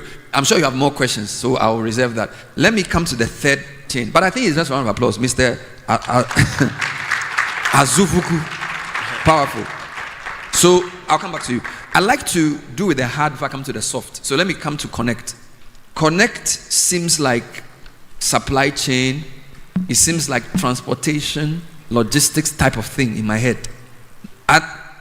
Other than mobile telephony connect. So this is more raw, hardcore connection, correct? So give it some flesh for us. What are the key components of the Connect 24, and which of the projects would you say excites you the most, Mr. Ishen? Okay, thank you, Bernard. So I'll start from what Roland started. I want to add something to his framework. So first of all, GEF happens to be our infrastructure partner for the 24-hour economy. And it happens that they are providing the bulk infrastructure for all our projects. So if it comes to housing, they will make sure that there are roads interconnected within the location for all our projects. So that framework would be developed. So it also falls under Connect. So I'll come back to the Connect. Where GIF is the Ghana Infrastructure and Investment Fund. Wonderful. So Connect, I'll talk about the problem and bring my solutions. So first of all, it happens that 40 to 50% of product cost in Ghana is contributed based on logistics. So that is our main problem. So if an SME here operates and spends between 40 to 50% of the product's value on logistics, then you are not making profits. So our theory of change was to make sure that logistics is efficient, reliable, and the SME makes profits in their transactions. So we looked at water transportation. Currently, what we keeps reoccurring is almost all SMEs transport their goods and services by road, and road is not the most efficient means of transport because of the cost aligned with road. So we looked at water transportation. So water transportation, we looked at concentrating our activities around the Volta Lake. And the Volta Lake currently covers about 3,275 square miles. And when you convert it to kilometers, it would be 8,502 kilometers square. And this is huge. And in terms of navigation, it's about 400 kilometers from the length and 25 kilometers to the breadth. So with this, it opens a very big opportunity for all in locked communities like Afram Plains to transport their goods and services straight to the ports. So we looked at one, developing ports, about 10 major ports for transportation. And once these ports are operated, then we need fleets. Currently, the Volta Lake Transport Company is operating on the Volta Lake, but it's not very efficient. So then we looked at making it more efficient, inviting private operators, players to come and operate on the Volta Lake. So then we are sure that goods and services now would move all the way from the north to the south without any hindrance. The other projects that we Connect brings on is the Tamale Air, Cargo, and Export Hub. Tamale currently has the longest runway in terms of when it comes to airports, and but it's currently underutilized. It's just only currently used for just passenger flights. And because Tamale sits almost in the center of the north of Ghana and also has access to areas such as the Sahel, Europe, and North Africa, it positions it as an area that once it's developed as an export hub, then it gives more leverage, making transportation of goods and services and even even shorter, even instead of coming to Accra all the way to Accra to transport goods and services, then Tamale becomes an anchor to transport horticulture and vegetables. The last but not the least is cold chain facilities. As we produce agricultural produce, you want to be sure that this produce can be kept till it is delivered to the final distribution destination. So, as you say, as part of the cold chain facilities, we are also going to adapt reefer trucks. So, once goods are produced, moving it from the farm gate, and once we identify the various markets, we are developing about 20 cold chain facilities across the entire country. And we are looking at about 500,000 metric tons in terms of volume when you put all the 20 cold chains together. So it means that all goods that are produced, as we always mention, perishability is one of the challenges that farmers currently face. So once goods are stored very well, and we planned that once all these goods would likely go to the final destination in good quality and the best efficiency, so that the end user has the best in the supply chain. I think I've covered everything. So thank you. That was very comprehensive. So I've heard you talk about water transport. There's opportunity for port development, provision of fleets. Then there's a Tamale Air Cargo Hub. Then there's the cold chain facilities, and then the horticulture thing. The thing about transportation and logistics is that it depends on trade, right? So if people don't supply or exchange goods, nobody's going to utilize the transportation. So the question I have for you is, how do you know that there will be enough movement, demand for movement between, say, Buipe and Accra, or say Afram Plains and Tamale, to merit any kind of investment, right? Have you looked at what is moving? Is it people or food?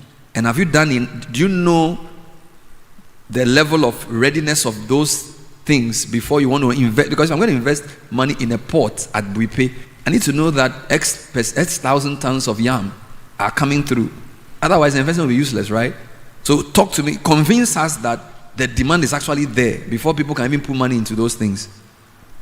So I'll start with agriculture first. Yeah. Our analysis was based on road transportation because that is the major transport means in Ghana now. So when you talk about cassava, yam, vegetables, that comes from the north.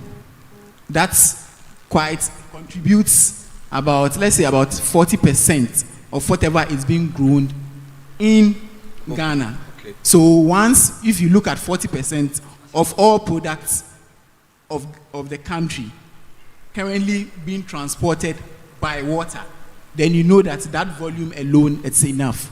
The other option comes to oil transportation. That currently BOST is currently most of their transportation of oil goes through the Volta Lake.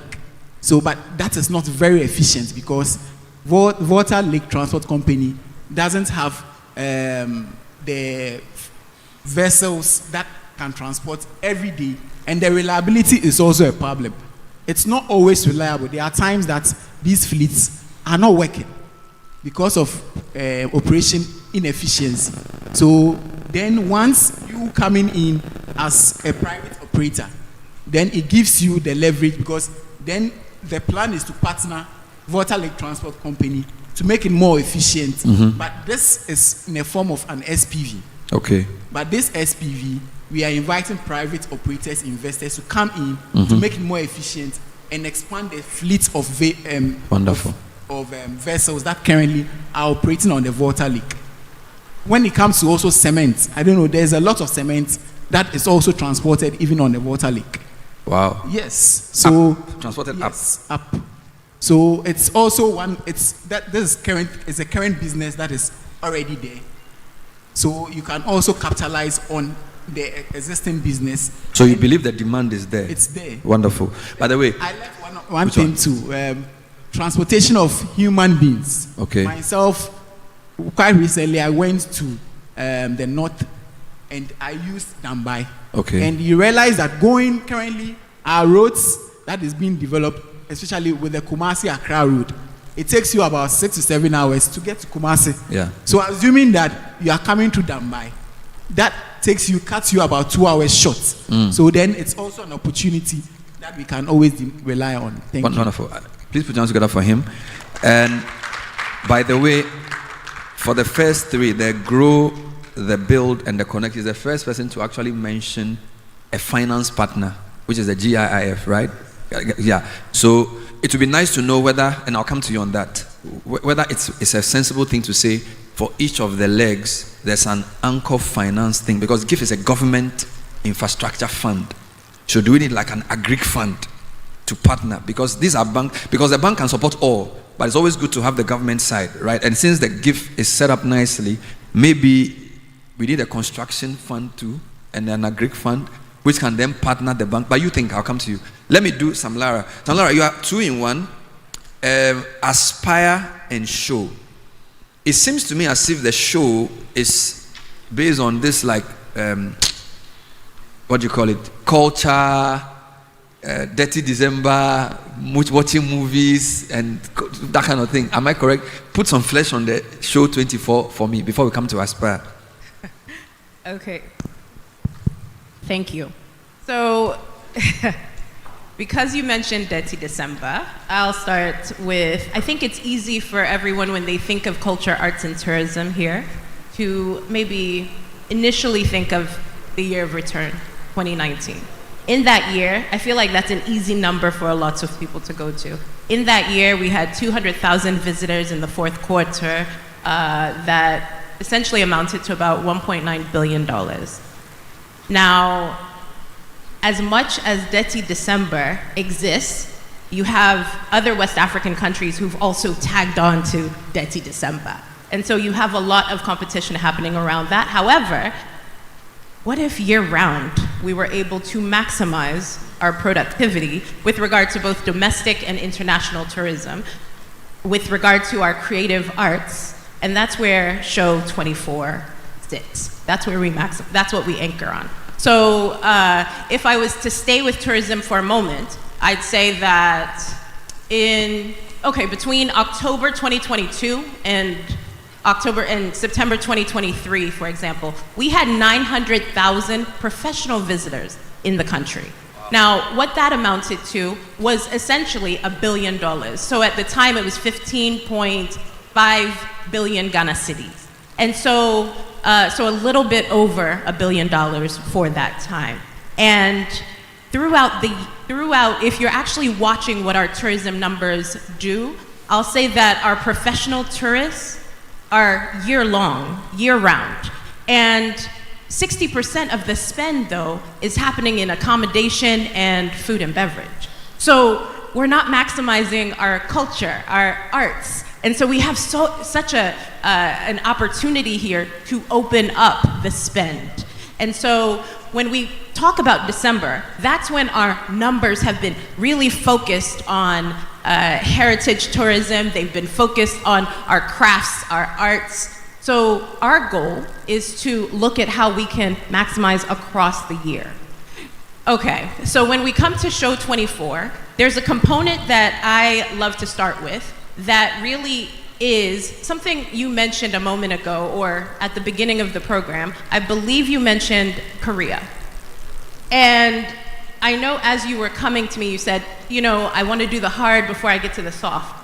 Korea's culture, arts, and tourism now speaks to the tune of almost $19 billion annually. So it doesn't have to be soft. It really could be hard cash that we're talking about when we talk about culture, arts, and tourism. So the goal here is to, how they did that was anchoring on their identity, anchoring on what makes them Korean.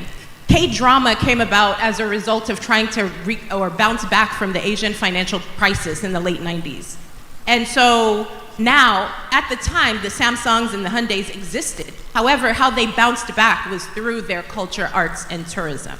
And to this day, when you watch K-dramas, they're in Korean with a subtitle in whatever language you've chosen. So now you hear K-pop, you hear a whole amalgamation of different Korean components, but you know some Korean words, and it's almost like a cult-like following solely because they've put all this content out in their local language.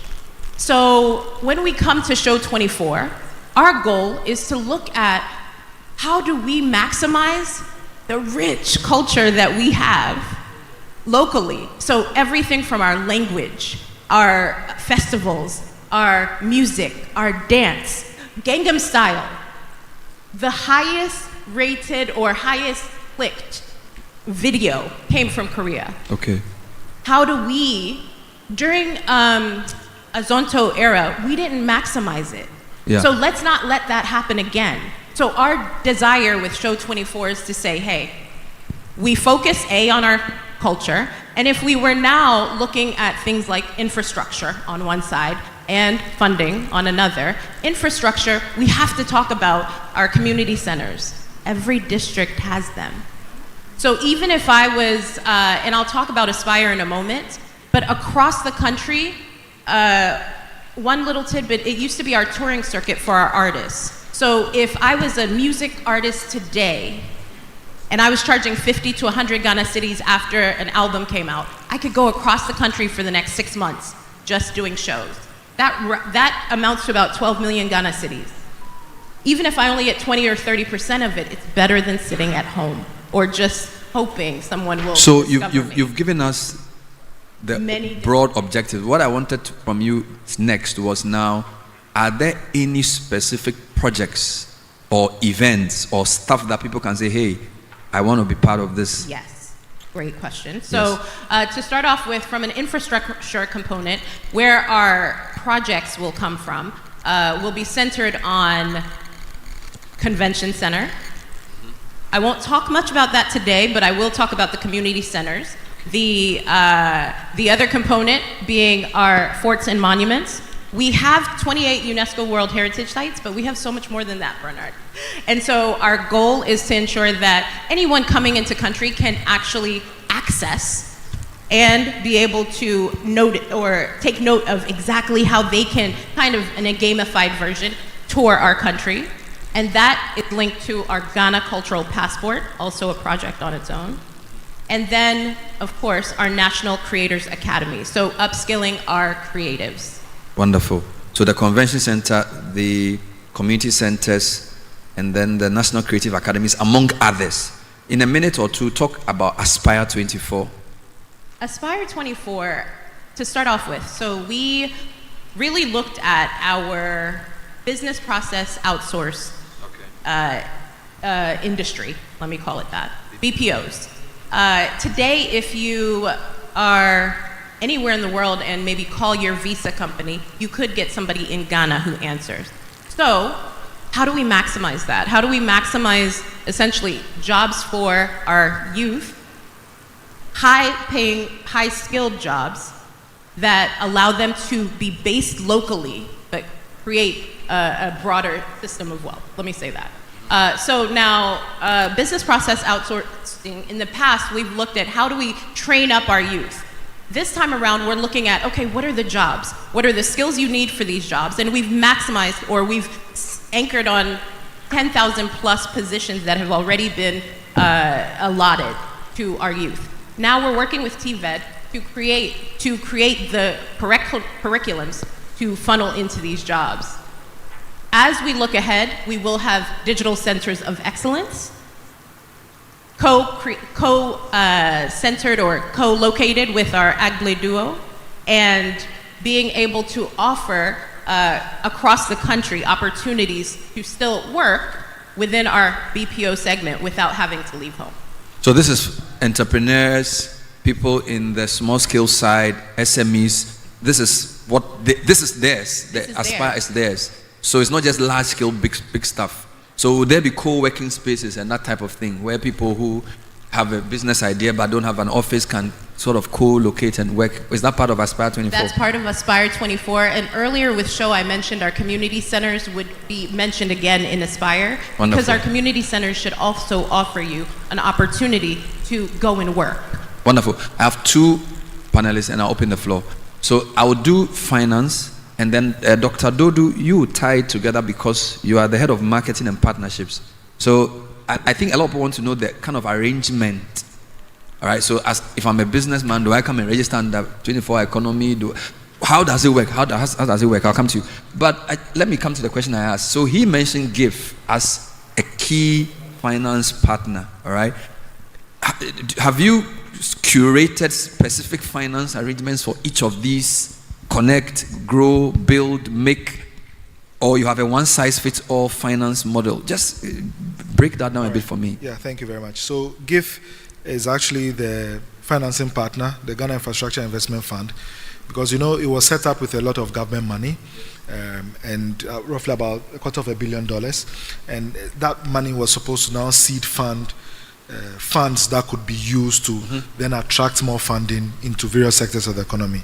So to give you an example, for instance, so the Accra-Tema motorway today is actually being redone by GIF. Wonderful. Because what we've done is that we've concessioned the motorway to them, they've put it in a SPV, and then they've seed funded it and invited capital into it. Wonderful. And so it means that investors can just go in, put in money into that SPV, and then they own part of the motorway for 30 years. So we've gone ahead to use that same example. So GIF is going to set up a 24-hour fund, okay, and then under that fund, they're now going to have sub-funds, so that for the agro parks, for instance, parks are quite expensive to develop.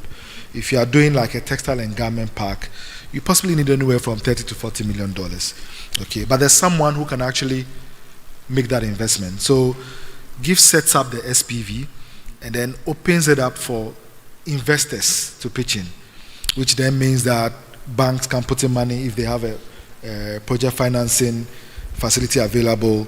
Pension funds can put in money because then there's a structure that allows them to take in the money. So GIF remains, and because what we're also trying to do is not to recreate anything that's already in place. We are working with existing structures, government agencies to really optimize their impact. And so these funds would exist, and that's even on the infrastructure side. So most of the parks would have SPVs behind them. He mentioned Volta Lake, for instance. So currently we are working on how do we finance the Volta Lake Transport Company. How do we put in money? And you possibly even want to list it on the exchange. You want to open it up for more investment. And that's how, so the port he mentioned, and all of this, I did mention earlier that the 24-hour program is going to be private sector funded. Wonderful. So everything we are trying to do is where an investor can say, I can actually build one port at Impakadan and I want to own it. So I'm either going through GIF or I'm coming directly, because we've had people who say, look, I can actually put up the industrial park myself. Wonderful. So just give me the land and we'll do it. So that is the process that we are having for infrastructure funding. And then we are also working with DBG for enterprise funding. DBG because we will raise bulk money. Last week, the presidential advisor signed an agreement with Badia to raise. In fact, we've just received about 60 million USD. So Badia is the development bank for Saudi, the Saudi Exim Bank. Saudi, okay. Okay, yeah, or for the Arab GCC area. Now, it doesn't have to be DBG alone. Good. Okay, because Absa is big and strong with the muscles, even bigger than DBG, to say, look, I can't. So you are happy with syndications? Syndication is the way to go. Wonderful. It's a way to go because you diversify the risk. Good. You also ensure that you allow others to be able to partake. So you have commercial and DFIs working together. Working together. Wonderful. Yes. You know, to then make sure that then access to finance doesn't become a blocker. That's really great. So again, Absa is putting this together, but they are not doing one man no chop. You know, like they don't want to chop. They are very happy to have others involved. IFC, DBG, Exim, depending on the kind of project, we spread risk because there are different types of money we need. I think the big question for money is two things: long term and cost of funds. I think that's a big thing. A lot of the projects we want to do, the type of lending that is long term requires certain types of partners to come on board. And then the cost of funds must also be cheaper. So I just want you to convince me that when you think through the financing, those two will be answered irrespective of which project we are financing, that you've built this long-term and lower cost of funds into the model so that the issue of 20% MPLs will not become 70% after this. Because we've seen government programs in the past, a lot of people feel because it's government, we're going to pay back, and it creates a whole lot of problems. And I think a lot of that falls on your table. Yes. And so you've mentioned two things: the cost of funds and then the duration. Yes. And then I'll add a third one, the risk as well. Thank you. So what's the cover? So for instance, if Absa wanted to now start supporting its clients that would want to be in the agro parks, there could be some cover, for instance, from GESAL, which is the insurance risk platform, to say, look, we can give you maybe up to 60-70% cover of your exposure. If today, GIF is also working on an infrastructure guarantee scheme. Good. To say that if people wanted to invest in infrastructure, we could also even give you some level of guarantee. And these guarantee schemes also have a tendency to then drop down rates, because rates is a function of risk. Yeah. And so if it's less risky, then why should the rates be so high? Overall, the tenor of facilities is actually also a function of the banking sector. But the banking sector mobilizes a lot more short-term deposits. And so it means that we now need to look for long-term pools of funds to then be able to invest into long-term projects. And that's where the bigger banks like Absa have an advantage, because over the years they have multiple sources of funding. They can place sometimes some of these facilities on group balance sheets and all of that, and it can be done. So 5 to 7, 10-year money is what will be required. Wonderful. To do a lot of these projects, and we want it still to be private sector driven. And I think what they've done with the MasterCard 10% thing is a good case study of what is possible. Yes. So I feel like that model can advise us going forward, because I think he mentioned, I couldn't believe you could actually give a loan for 10%. At the time, prevailing rates were in the mid-20s. The 30s, actually. Yes, and people actually are paying back. Yes. So clearly, they've shown what is doable with the MasterCard thing. Thank you very much. Let me end with Dr. Amano. So look, you guys have said a lot of things. I want to know what to do next, right? So I'm a business guy. I'm interested in some farm near Georgia, my hometown, and I want to invest. Maybe I have 2 million cedis. Should I come to your office and register? Should I go and start what should I do? You are the head of partnerships and the others. How do you see the relationship between customers, potential investors, and the 24-hour secretariat? What kind of arrangement would you say would work, Dr. Dodu?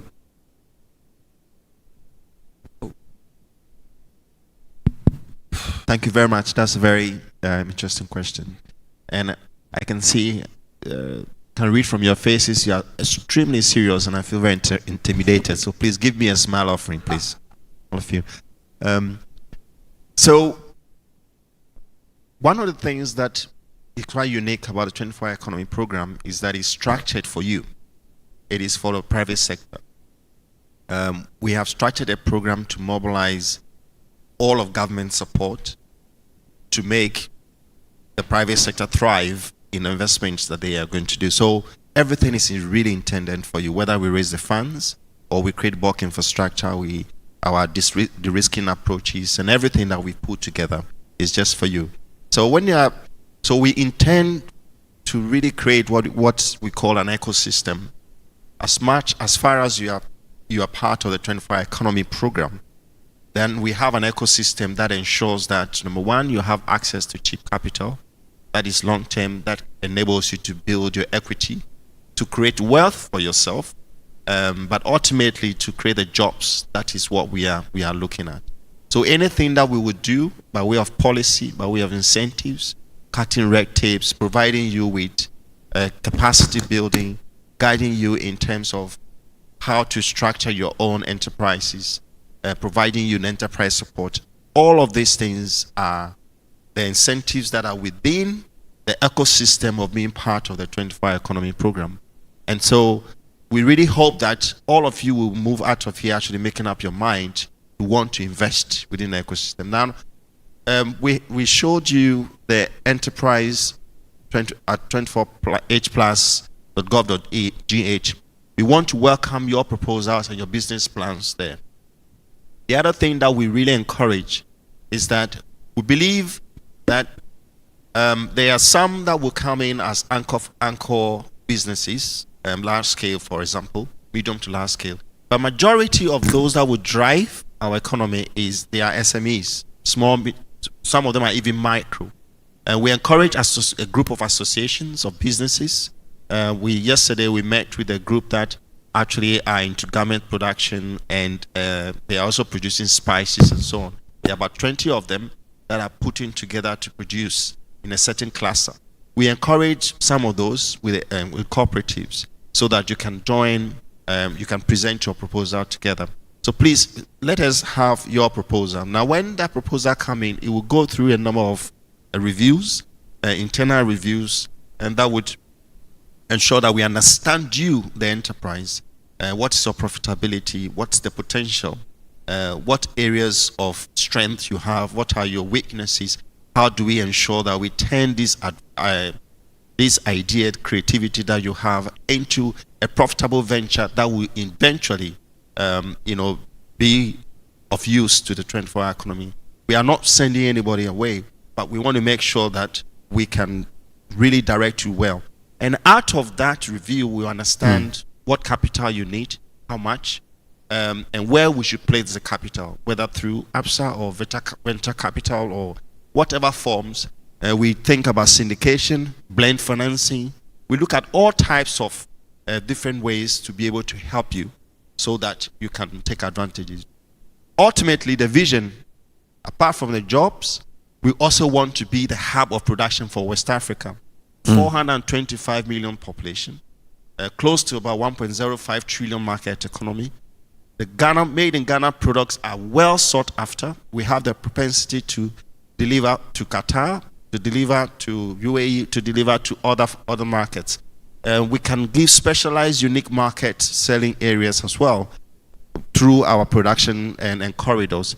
So the vision is everywhere you walk, we should see a made in Ghana mall, which is going to come up as one of the projects all over the country, where you go and you see 60 to 70% of the products, from what you eat, what you wear, and what you use for outdoorings and 3 and 5 marriages, all ceremonies, all of them will be there. Thank you. And then this is what we want to do. Let's put hands together for Dr. Amano Dodu. Thank you.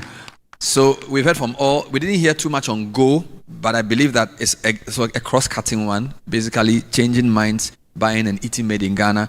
And he did spend a lot of time on the Make 24 as well. So now it's time for questions or comments. Whoa, I like this. Okay, so we're going to take like 3-4 questions. So just mention your name, your company, and then your question or your comment. Thank you. My name is Naji Prempe. I'm co-founder and CEO of Grow For Me. Bernard, your last question to Dr. Amano was, if you wanted to invest in a farm in your village, how are you going to do it? I think the answer is in investment crowdfunding, and that allows you to invest directly in agriculture through MTN mobile money or any network. But I think the opportunity here really is Ghanaians can now, for the first time, I think, listening carefully, can participate in this 24-hour economy if we can enable through the SEC's crowdfunding license for individuals to invest directly into the funds. And, I mean, 10 years would be great for a 20-year-old kid to start now, so that by the time he's 30, he sees that he's part of transforming his country. And I'll be very happy to participate in that with our company. Thank you. Thank you. What's the name of your company? Grow for Me. Grow for Me. I like that. Grow for Me. Thank you, sir. Good afternoon. I'm Ronnie. I own A-Lux Building Construction, Media Exclusive Empire, and A-Lux Decor. My question is that I want to understand, there are a lot of investors that has been in the country, you know, trying to partner government and all that. But usually when you partner government projects and there's change in power, your business tends to stall due to payments and all those kind of things. I want to understand what you've laid down as a measurements that is going to ensure that if we partake and partner in this 24-hour economy and there's change in government, there's still going to be profits and payments and all those kind of things are going to be assured for investors. Thank you, Ronnie. We'll take more questions so we can maximize the time. Somebody behind you? Yes. My name is Yao. I'm from Federated Commodities. Fedco. Yeah, Fedco. Yeah. I would want to know with the build, what has been done now when it comes to the building of affordable houses and all that? What has been done now? We also have a logistics wing. With the logistics wing, with what you are saying means that now we are going to use water transport. We use trucks and all that. So how do we come in now?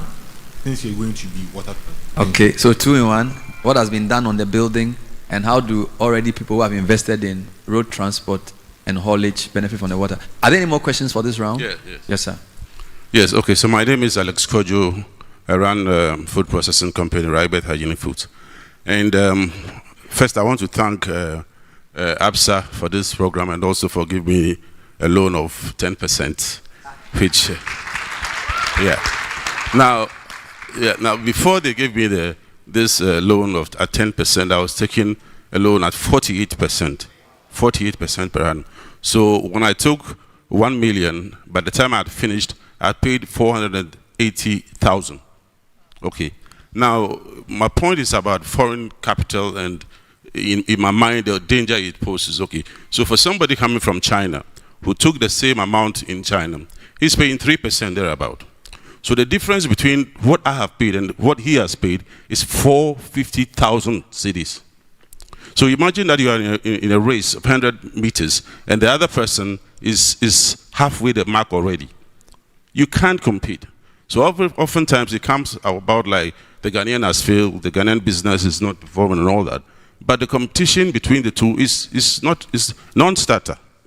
So my point is that what are we going to do so that, especially when foreign capital comes in, we direct that into businesses that Ghanaians cannot compete in because they have the bigger muscle. They don't have situations where people come with this capital and they are producing bread and both fruit and pepper.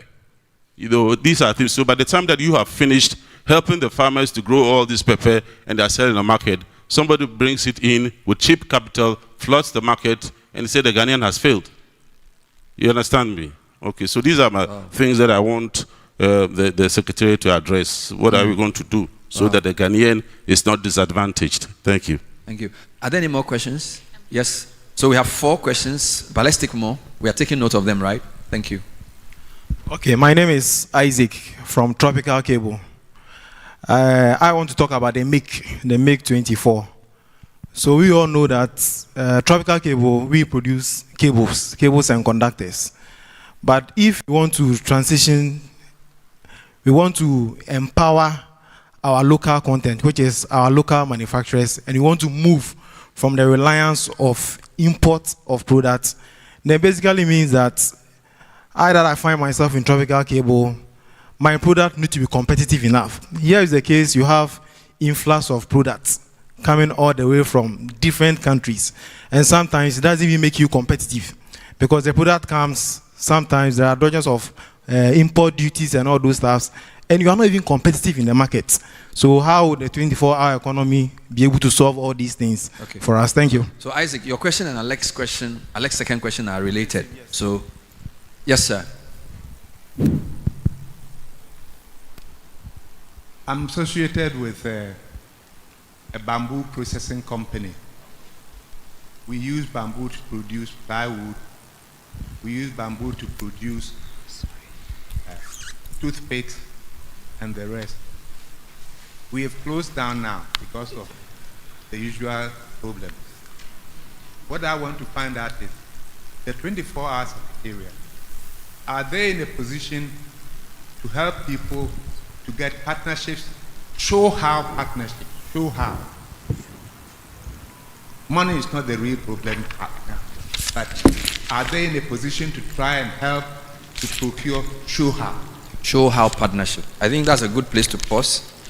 Recap Nana's question, crowdfunding for Agric, SEC, crowdfunding, sandbox thingy. Ronnie, political risk, change in government, will you be paid? Yao from Fedco, what have you done for affordable housing? And what would those who already invested in road logistics do in the water side? Alex Kojo, foreign capital comes in, our local industries are not protected. Isaac re-echoes that from Tropical Cable. And then plywood wants show how partnership. Money is not the issue, show how. Who's going to go? I don't know how to allocate this. Let me take the political risk. Okay, Dr. Do, the political risk. And then I also request Goosie to complement if it's required. So the 24 Economic Secretariat is becoming an authority. The bill has been passed in Cabinet. So what that means is that as the 24 Economy Authority, we have longevity beyond, we surpass its political regime. So that's the first point. The other point is that although we are functioning with government under the office of the President, the program is necessarily private sector driven. This is why we've created the SPVs with Ghana Infrastructure Investment Fund. And what the SPVs enables you to do is also to sort of participate in it, and they ring-fence your investment so that your investment is tied to use of proceeds, and you manage and drive your own investment. So there won't be that helps to address some of the issue that you talked about in terms of when there's a political change. So this is not the participation political exercise, it's an investment, a real investment in an economy as a private sector, and you have that vehicle through the SPVs and the soft funds that we create. Maybe Goosie will add something to it. Yes. It's on. Okay, it's on. All right, thank you very much. The way the program is designed, it's designed so that it's more or less a purely private sector program. And we did this because, one, the government doesn't really have the balance sheet to finance anything. Even its own budget is a problem. So, to achieve greater longevity, the market protection and the protection of the laws, the private sector is the way to go. And that's why the program is driven by private capital as well as bank finance. Our role as 24-hour economy is to source the kinds of funding that will support local banks to be able to do the long-term funding. For instance, if you take the Badea $500 million, that's, I think, the rate is about 1%, or something like that. I've forgotten the rate. But that's also potentially 15 to 30-year facility, and it's an on-lending facility. So if you revolve it, say, 6 times within the life of a 20-year program, that's what? Almost $3 billion already that you're pushing into the banking system to support small and medium scale and even large scale where they qualify. So to answer your question directly, this is a private sector program, and the private sector is protected by the market it's in. It's protected by the fact that it has private ownership. It's also protected by the fact that funds didn't come from government. They're coming from the private sector itself and the banking sector as well. The second is that what will those people who own all these road transports do when the lake comes on stream? The simple answer is that because there'll be more goods and services for you to carry. Maybe over shorter distances, but much more goods and services for you to carry. If you're, for instance, say, operating in Tamale, and your main base is Tamale, instead of coming all the way to Accra with cargo, maybe you have 10, 20 times the cargo just picking up from Yape to Tamale, or even to Mali, Bamako, or to even Burkina and so on. So there's a very scientific calibration about the level of cargo that will be generated. I want to give you a very quick example. Yes. We have a potential project on our table where people want to export 5 million tons of soybean to China. China imports 100 million tons of soybean. Let us assume that we grow the 5 million tons around the lake area and then parts of this thing. That's much more cargo than you can ever imagine in the next 4 or 5 years, based on current. So the escalation of production, increased productivity, both industrial as well as agroecological park production, increases output and therefore creates more goods and services available for transportation and for logistical intervention. That's really an immediate and short answer. So the road transport is not going to be displaced. If anything, it's going to be enhanced in terms of the availability of cargo and therefore the availability of income and demand for its services. The other questions about protecting flooding. Yeah, I'm coming to that. I'm very sorry to say that we have a very corrupt system at the port. So goods that, for instance, should come in at 100 cedis and should be valued, $100, and should be valued at $100 are valued at $10.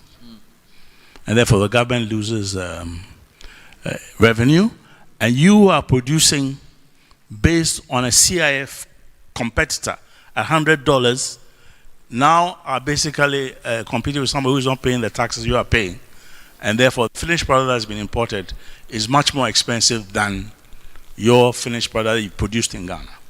So one of the work with the related export development component of the program is to work with customs and with Ghana Ports and Harbors Authority to remove these problems.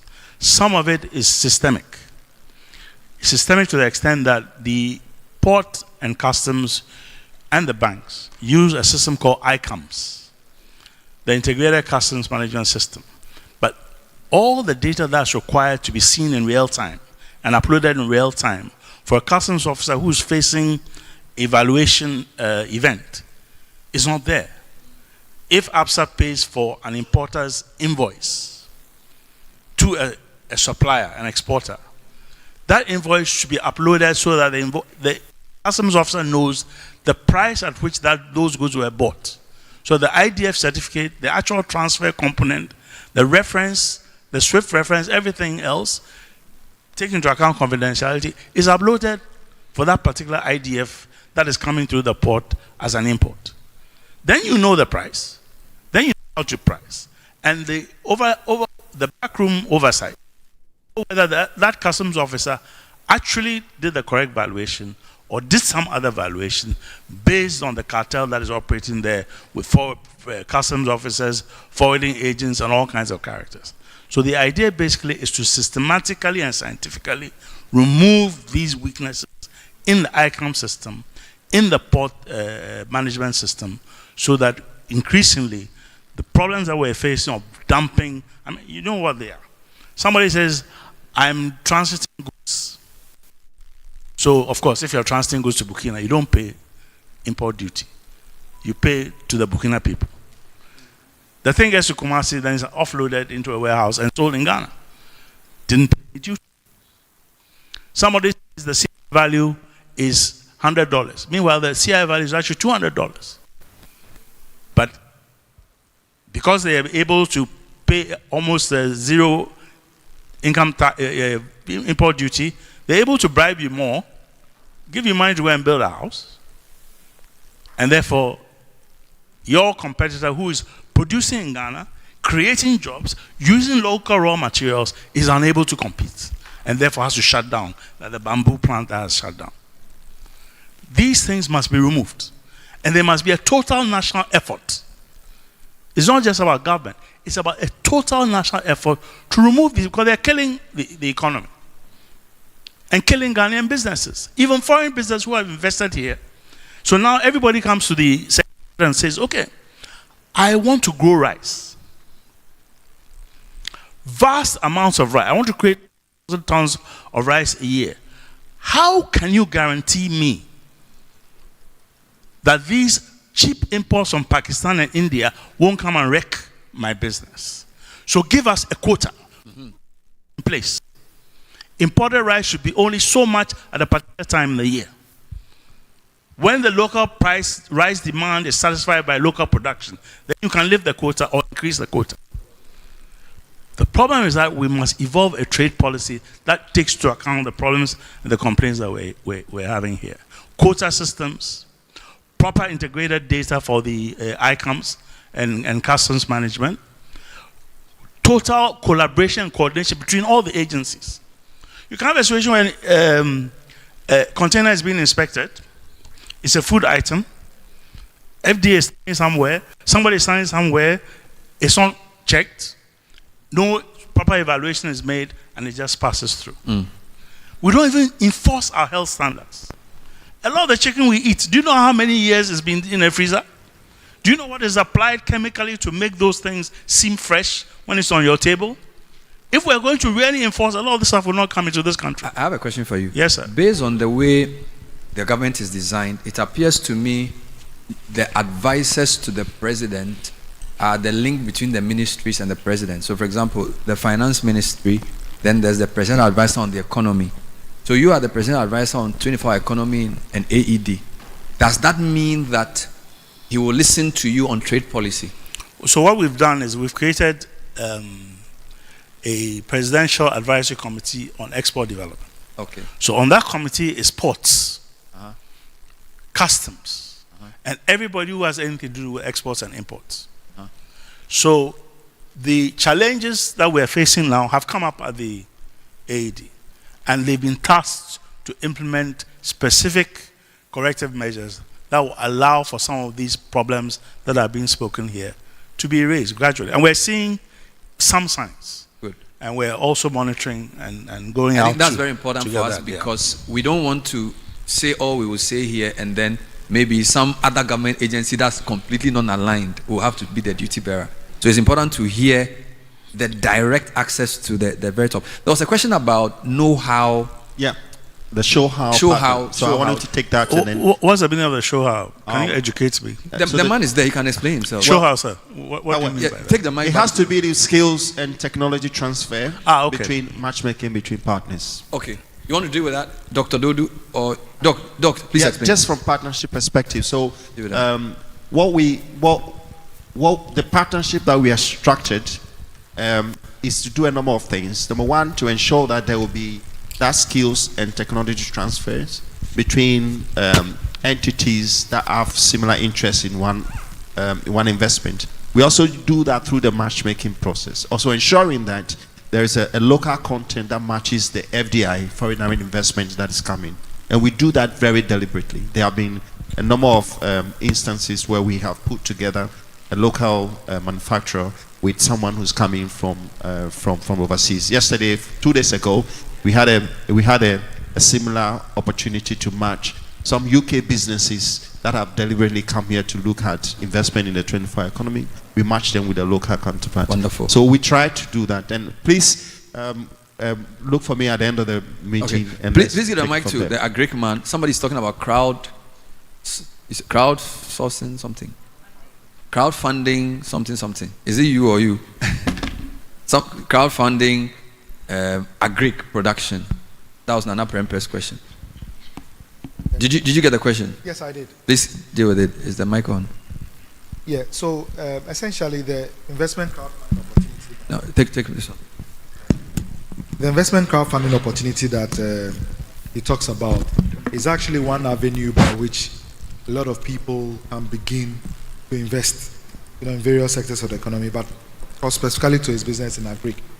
And I think it's a very new license that SEC has now started issuing, which is great because it's an avenue to mobilize local capital, individual capital, so that, a lot of us know that agric is important. A lot of us would want to invest in farms, but we are in Accra. We are not sure if it would work and all of that.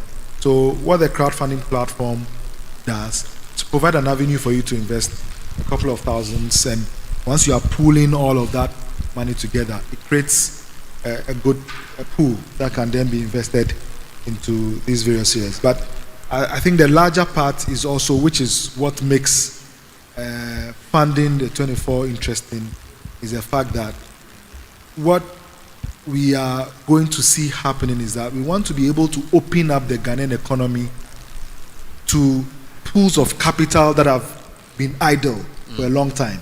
And so you have people, businesses, small and big, looking for funding, and all we think about is usually a bank loan. But then there are lots of people who have funds that they could have invested if the platforms were available to have allowed them to put into businesses. And that, and at different levels, that is what is going to be happening as we begin to unveil the 24. So thank you. I'm in two minds here. These guys are here for you. Okay, so I don't think all the questions must be answered in public because you guys are here to listen to these people, right? Okay. So I just want to get a sense of if there are any questions. 1, 2. Oh, then we can take the 2. Just 2. Okay, then let's take the 2. Thank you very much, Jonathan. I work in the development sector. I'm a doctor. I'm a scientist. I have a lot of questions on the LEPI, but I'm sure Goosie is a friend, so I would leave that because I think that there are a number of things within that requires some explanations. If you're looking at APIs, maybe for vaccine, before you see one vaccine molecule approved and getting into arm, it takes you about 10 years. Unless you want to fast track like COVID time. It goes from design to target profiling to preclinical, phase 1, phase 2, phase 3 trials, getting that is a lot, and it requires a lot of patience. So I'm listening to the feedback as to how we're going to sustain this. We cannot run away from the fact that creating a conducive political environment is important. Yes, we talk about the private sector and an authority, etc. But we know what happens when regimes change. And so I think that we should continue to deepen that and make sure that we own the processes. Politics is important. And leaders, as you can hear the pronouncement across the world everywhere, it's important. So we have to watch that and try to fix it in a way. Because I'm looking at the LEPIP and what we can do there. But the details are, this other thing I want to mention is the creative side and the, what's the Arise? Aspire. Aspire. I think it's a great idea, and I want to ask you whether there is a deliberate program to focus on the soft skills of the people that will be involved in that industry. That is the biggest gap we have. I can give you an example. I mean, because of experience across the world. I was in Mexico. I wanted to go to the Aztec. And there was this 72-year-old lady who's a retired teacher who was a tour guide. Wow. When we went round, nobody wants to leave her. Wow. You know, because it's language is different, but she can speak. Our soft skills are not up to scratch in the industry. From taxi drivers to whichever heritage site you are going. And that is something that we should focus on and make sure we can improve and get professionals who are trained to be able to market us. Because that is a huge, big potential. Because if you have the number of heritage sites you're describing, then it means that it's going to, until the advent of boats and Uber, you don't have taxis that have receipts, for example. So we have our challenges, but I think that area in terms of soft skills of the people who interact with the requisite knowledge to support that industry is important. I want to hear you. Thank you so much. We'll take the final question. Where's the hand? It's all the way at the back. So that one goes to you, Sam Lara. All right. Yes. Hello, Bernard. Kelvin here, Innova DDB. So my question is in two folds. The first question is to all the panelists. I want to ask, we've spoken extensively about what the 24-hour economy is. We're hoping to do 3 shifts ideally. But what sensitization has really gone into emergency services, and what kind of service are they going to provide for us if, for instance, we're going to be doing a shift that runs from 6 p.m. to 6 a.m. the next morning? I have been in the entertainment industry for quite some time. And oftentimes what we see is after the shows, when we are going home, there's a big problem with security, and number 2, there's a big problem with ambulance services. Again, on the show 24 projection that was stated, I did my final year research in 2020 under the year of return, and I want to say the $1.5 billion injection you said we had was a fallacy. There's no fact to actually prove that we got that. What we actually did was we bundled everybody that came into the country that year. If you're coming for a funeral, naming ceremony, whatever, and said we made 1.9 billion Ghana cedis. The fact shows that in 2021, 22, 23, we actually made more money than we did in 2019 alone. Again, what I want to say is, it's laudable the angle you're coming from, but in the developed countries, we've seen that the investment sometimes is with the artists themselves. So for instance, if I was a musician and I wanted to do a show, then I would get maybe a loan from any of the commercial bank at a very favorable rate to do my show. But here, there's no such thing. The bank wouldn't even give you a loan for a show, but then when you're done with the show, the taxman comes onto your door the next morning to come and take his bit of it. So what sensitization again is being done on that side? Thank you. So it looks like, Samlara, you have a lot of questions to answer, but answer as many as you can. We'll share the rest. So, and this is the last round. So add your closing comments to your answer too. Yeah. Thank you. Okay, no pressure. Thank you. So to start off with, I allow me to apologize because one of the largest aspect of Aspire 24 really is around a national mindset shift program. And it's interesting because even as you spoke to one of the projects underneath, which is addressing our silver workforce. And so with your tour guide, that's exactly, we know our stories lie with our elders. And we know that there's so much training and capacity that exists with our elders. And that's where the silver workforce comes in. As I'm being pressed for time, I'll continue with saying that the national mindset shift component speaks to exactly your question, exactly your comment around how much further we can get if we were truly focused on even timeliness, even a certain level of quality as it pertains to our work. Our mindset shift must happen in order to get there. And so even as you look at the folks who work within our BPOs, it's not that I clock in at 12 o'clock. At 12 o'clock, they're on the clock by seconds. And so they are being paid for every second. So they must be up and ready to go by the time they're supposed to start their shift. And you see a huge shift even in our small research on just the BPOs we currently have in country, not to mention those who will be coming to offshore their companies here. With regard to Show 24, I think the gentleman's questions around our artists. The incentive scheme will be made public, and there is a component around the number of the hours that you're working. So within those hours, what does it look like? And so there, I think once it's made public, we'll speak more to it, but it is coming. I'll say that. With regard to even our funding component, it looks very different if I'm talking about a smallholder farmer versus a music artist. And you're correct. We are already working with a couple companies who are looking at what a creative fund looks like, how, what the tenets would be, and they have each of the private sector companies that this will be built on are coming with an extensive history in creative funding. So it's coming, I guess, is the best I can say to that. All right. Yes. But I'm going to ask Arnold to continue with regard to tenets of the. I think more like just on the creative arts finance, yes. You know, and she did allude to it, especially around the community centers. Okay, I mean, if you sat in an Uncle Ebo White's play, one of the things that could strike you if you are thinking about Ghana is, wow, why should you just enjoy this in Accra?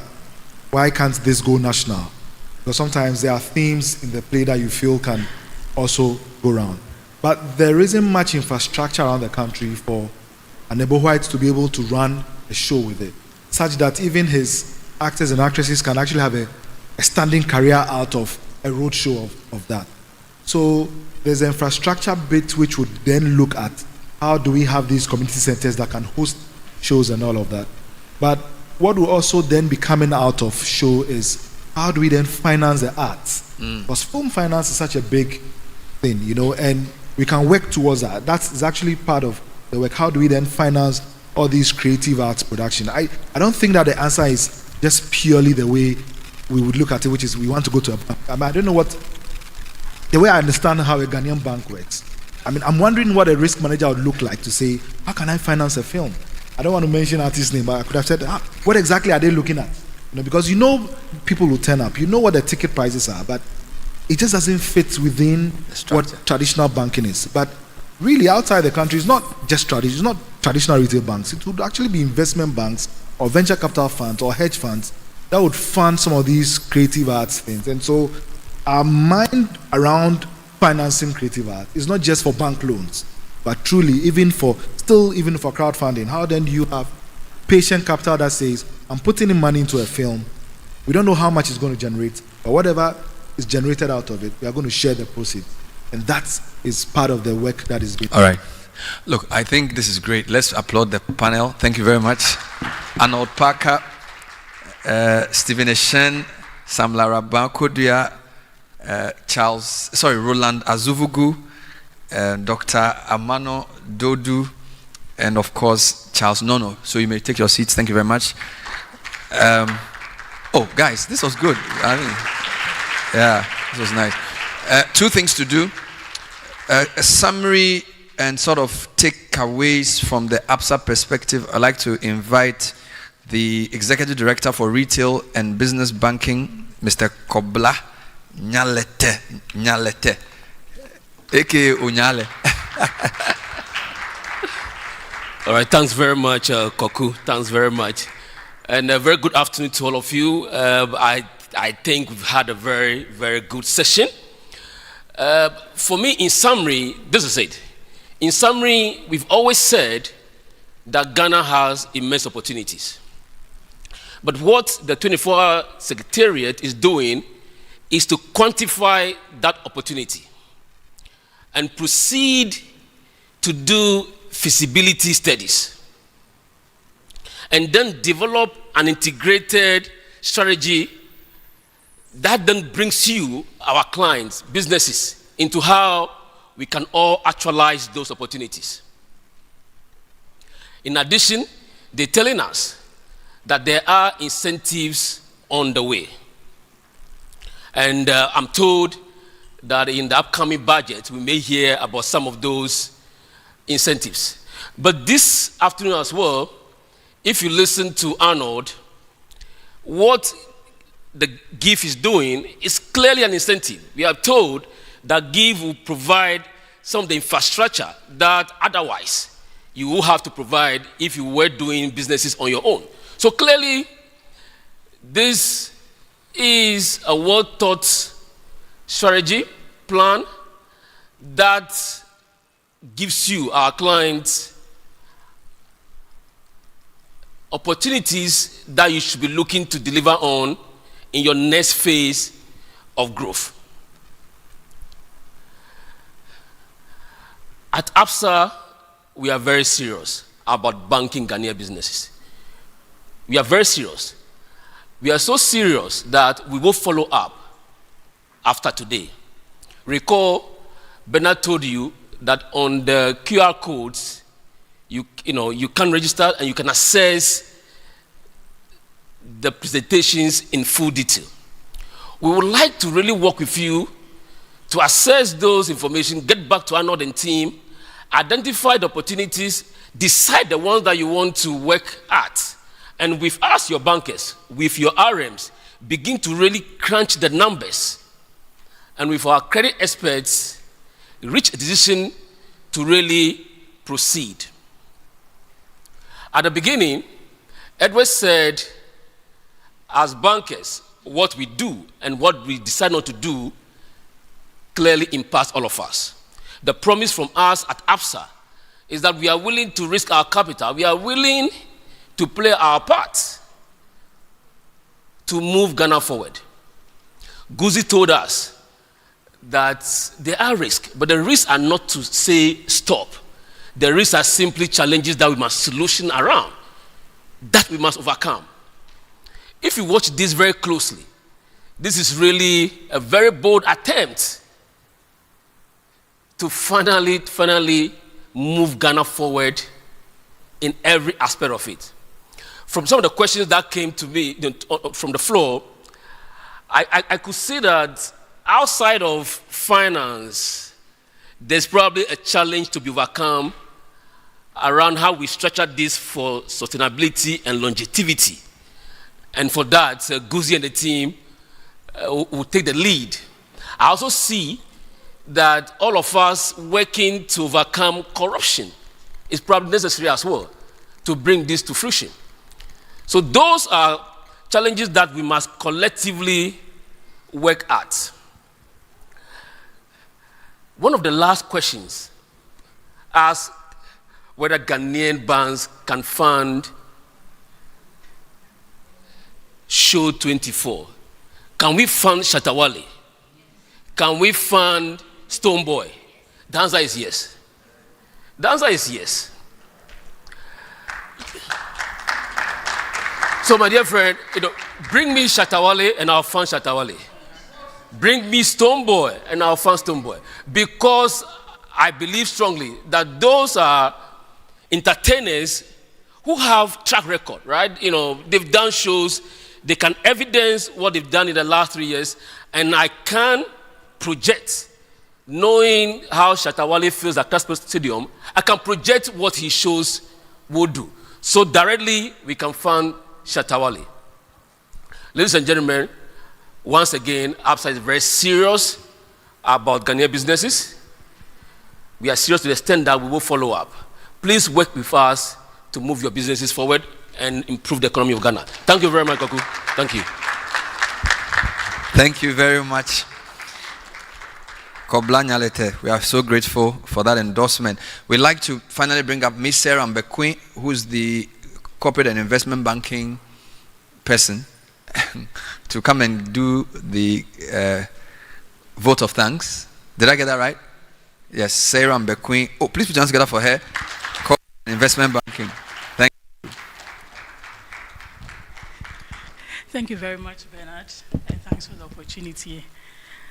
On behalf of our Managing Director and the country management and staff of Absa Bank, I wish to extend our heartfelt gratitude to you, Mr. Augustus Tanoh, the Presidential Advisor and the Secretariat of the 24-Hour Economy, for your contribution towards this program. Also, we want to extend our gratitude to you, our cherished customers, to our partners, to participants, for making this a success. Your insights, engagements, and dedication have enriched our understanding and dedication in shaping Ghana's future economy. Also, we want to say thank you for your contributions. Through your contributions, we know we are going to collaborate with you to ensure that together we build a sustainable and a thriving economy. Thank you for making the time.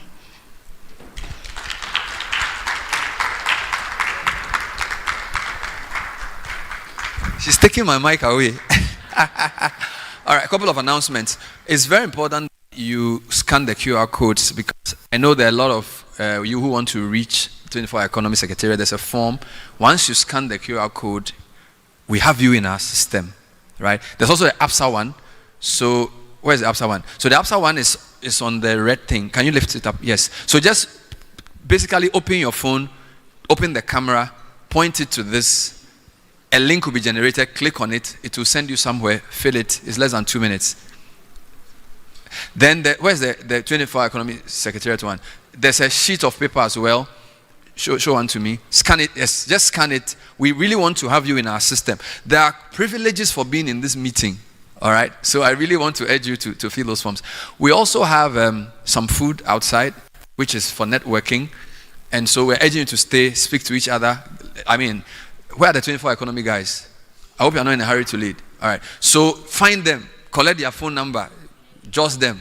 They are there for you. They are working for the state. All right. We have a final video for you. And thank you very much. And when you start something and it succeeds, let me hear about it on my radio show so I can give you fans. So if it works, let me know so that I can mention it on it. So you can point your phone to this as well.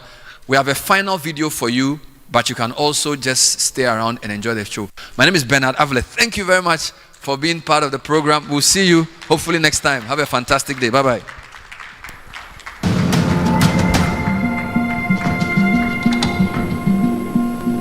The 24-hour economy program represents Ghana's ambition to extend productivity, competitiveness, and inclusion across sectors. And the Bank of Ghana stands ready to continue to play a pivotal role in ensuring macroeconomic stability, sound financial intermediation, and a supportive investment climate.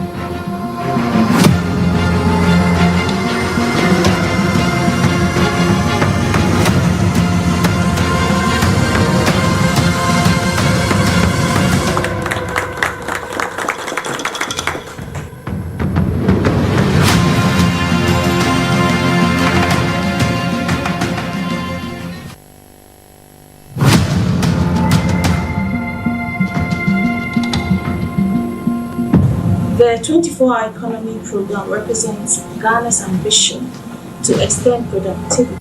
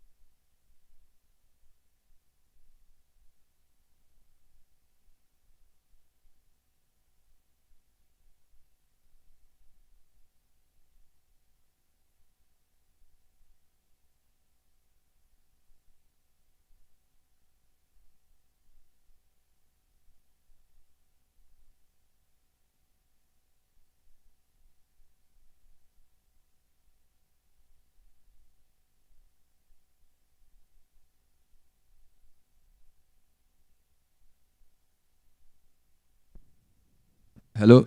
Can we assemble on the stage for a group photograph, please? Can we assemble on the stage for a group photograph? Can we assemble on the stage for a group photograph? Thank you. A group photograph, please. A group photograph on the main stage. Lead cameraman, please direct us. Thank you.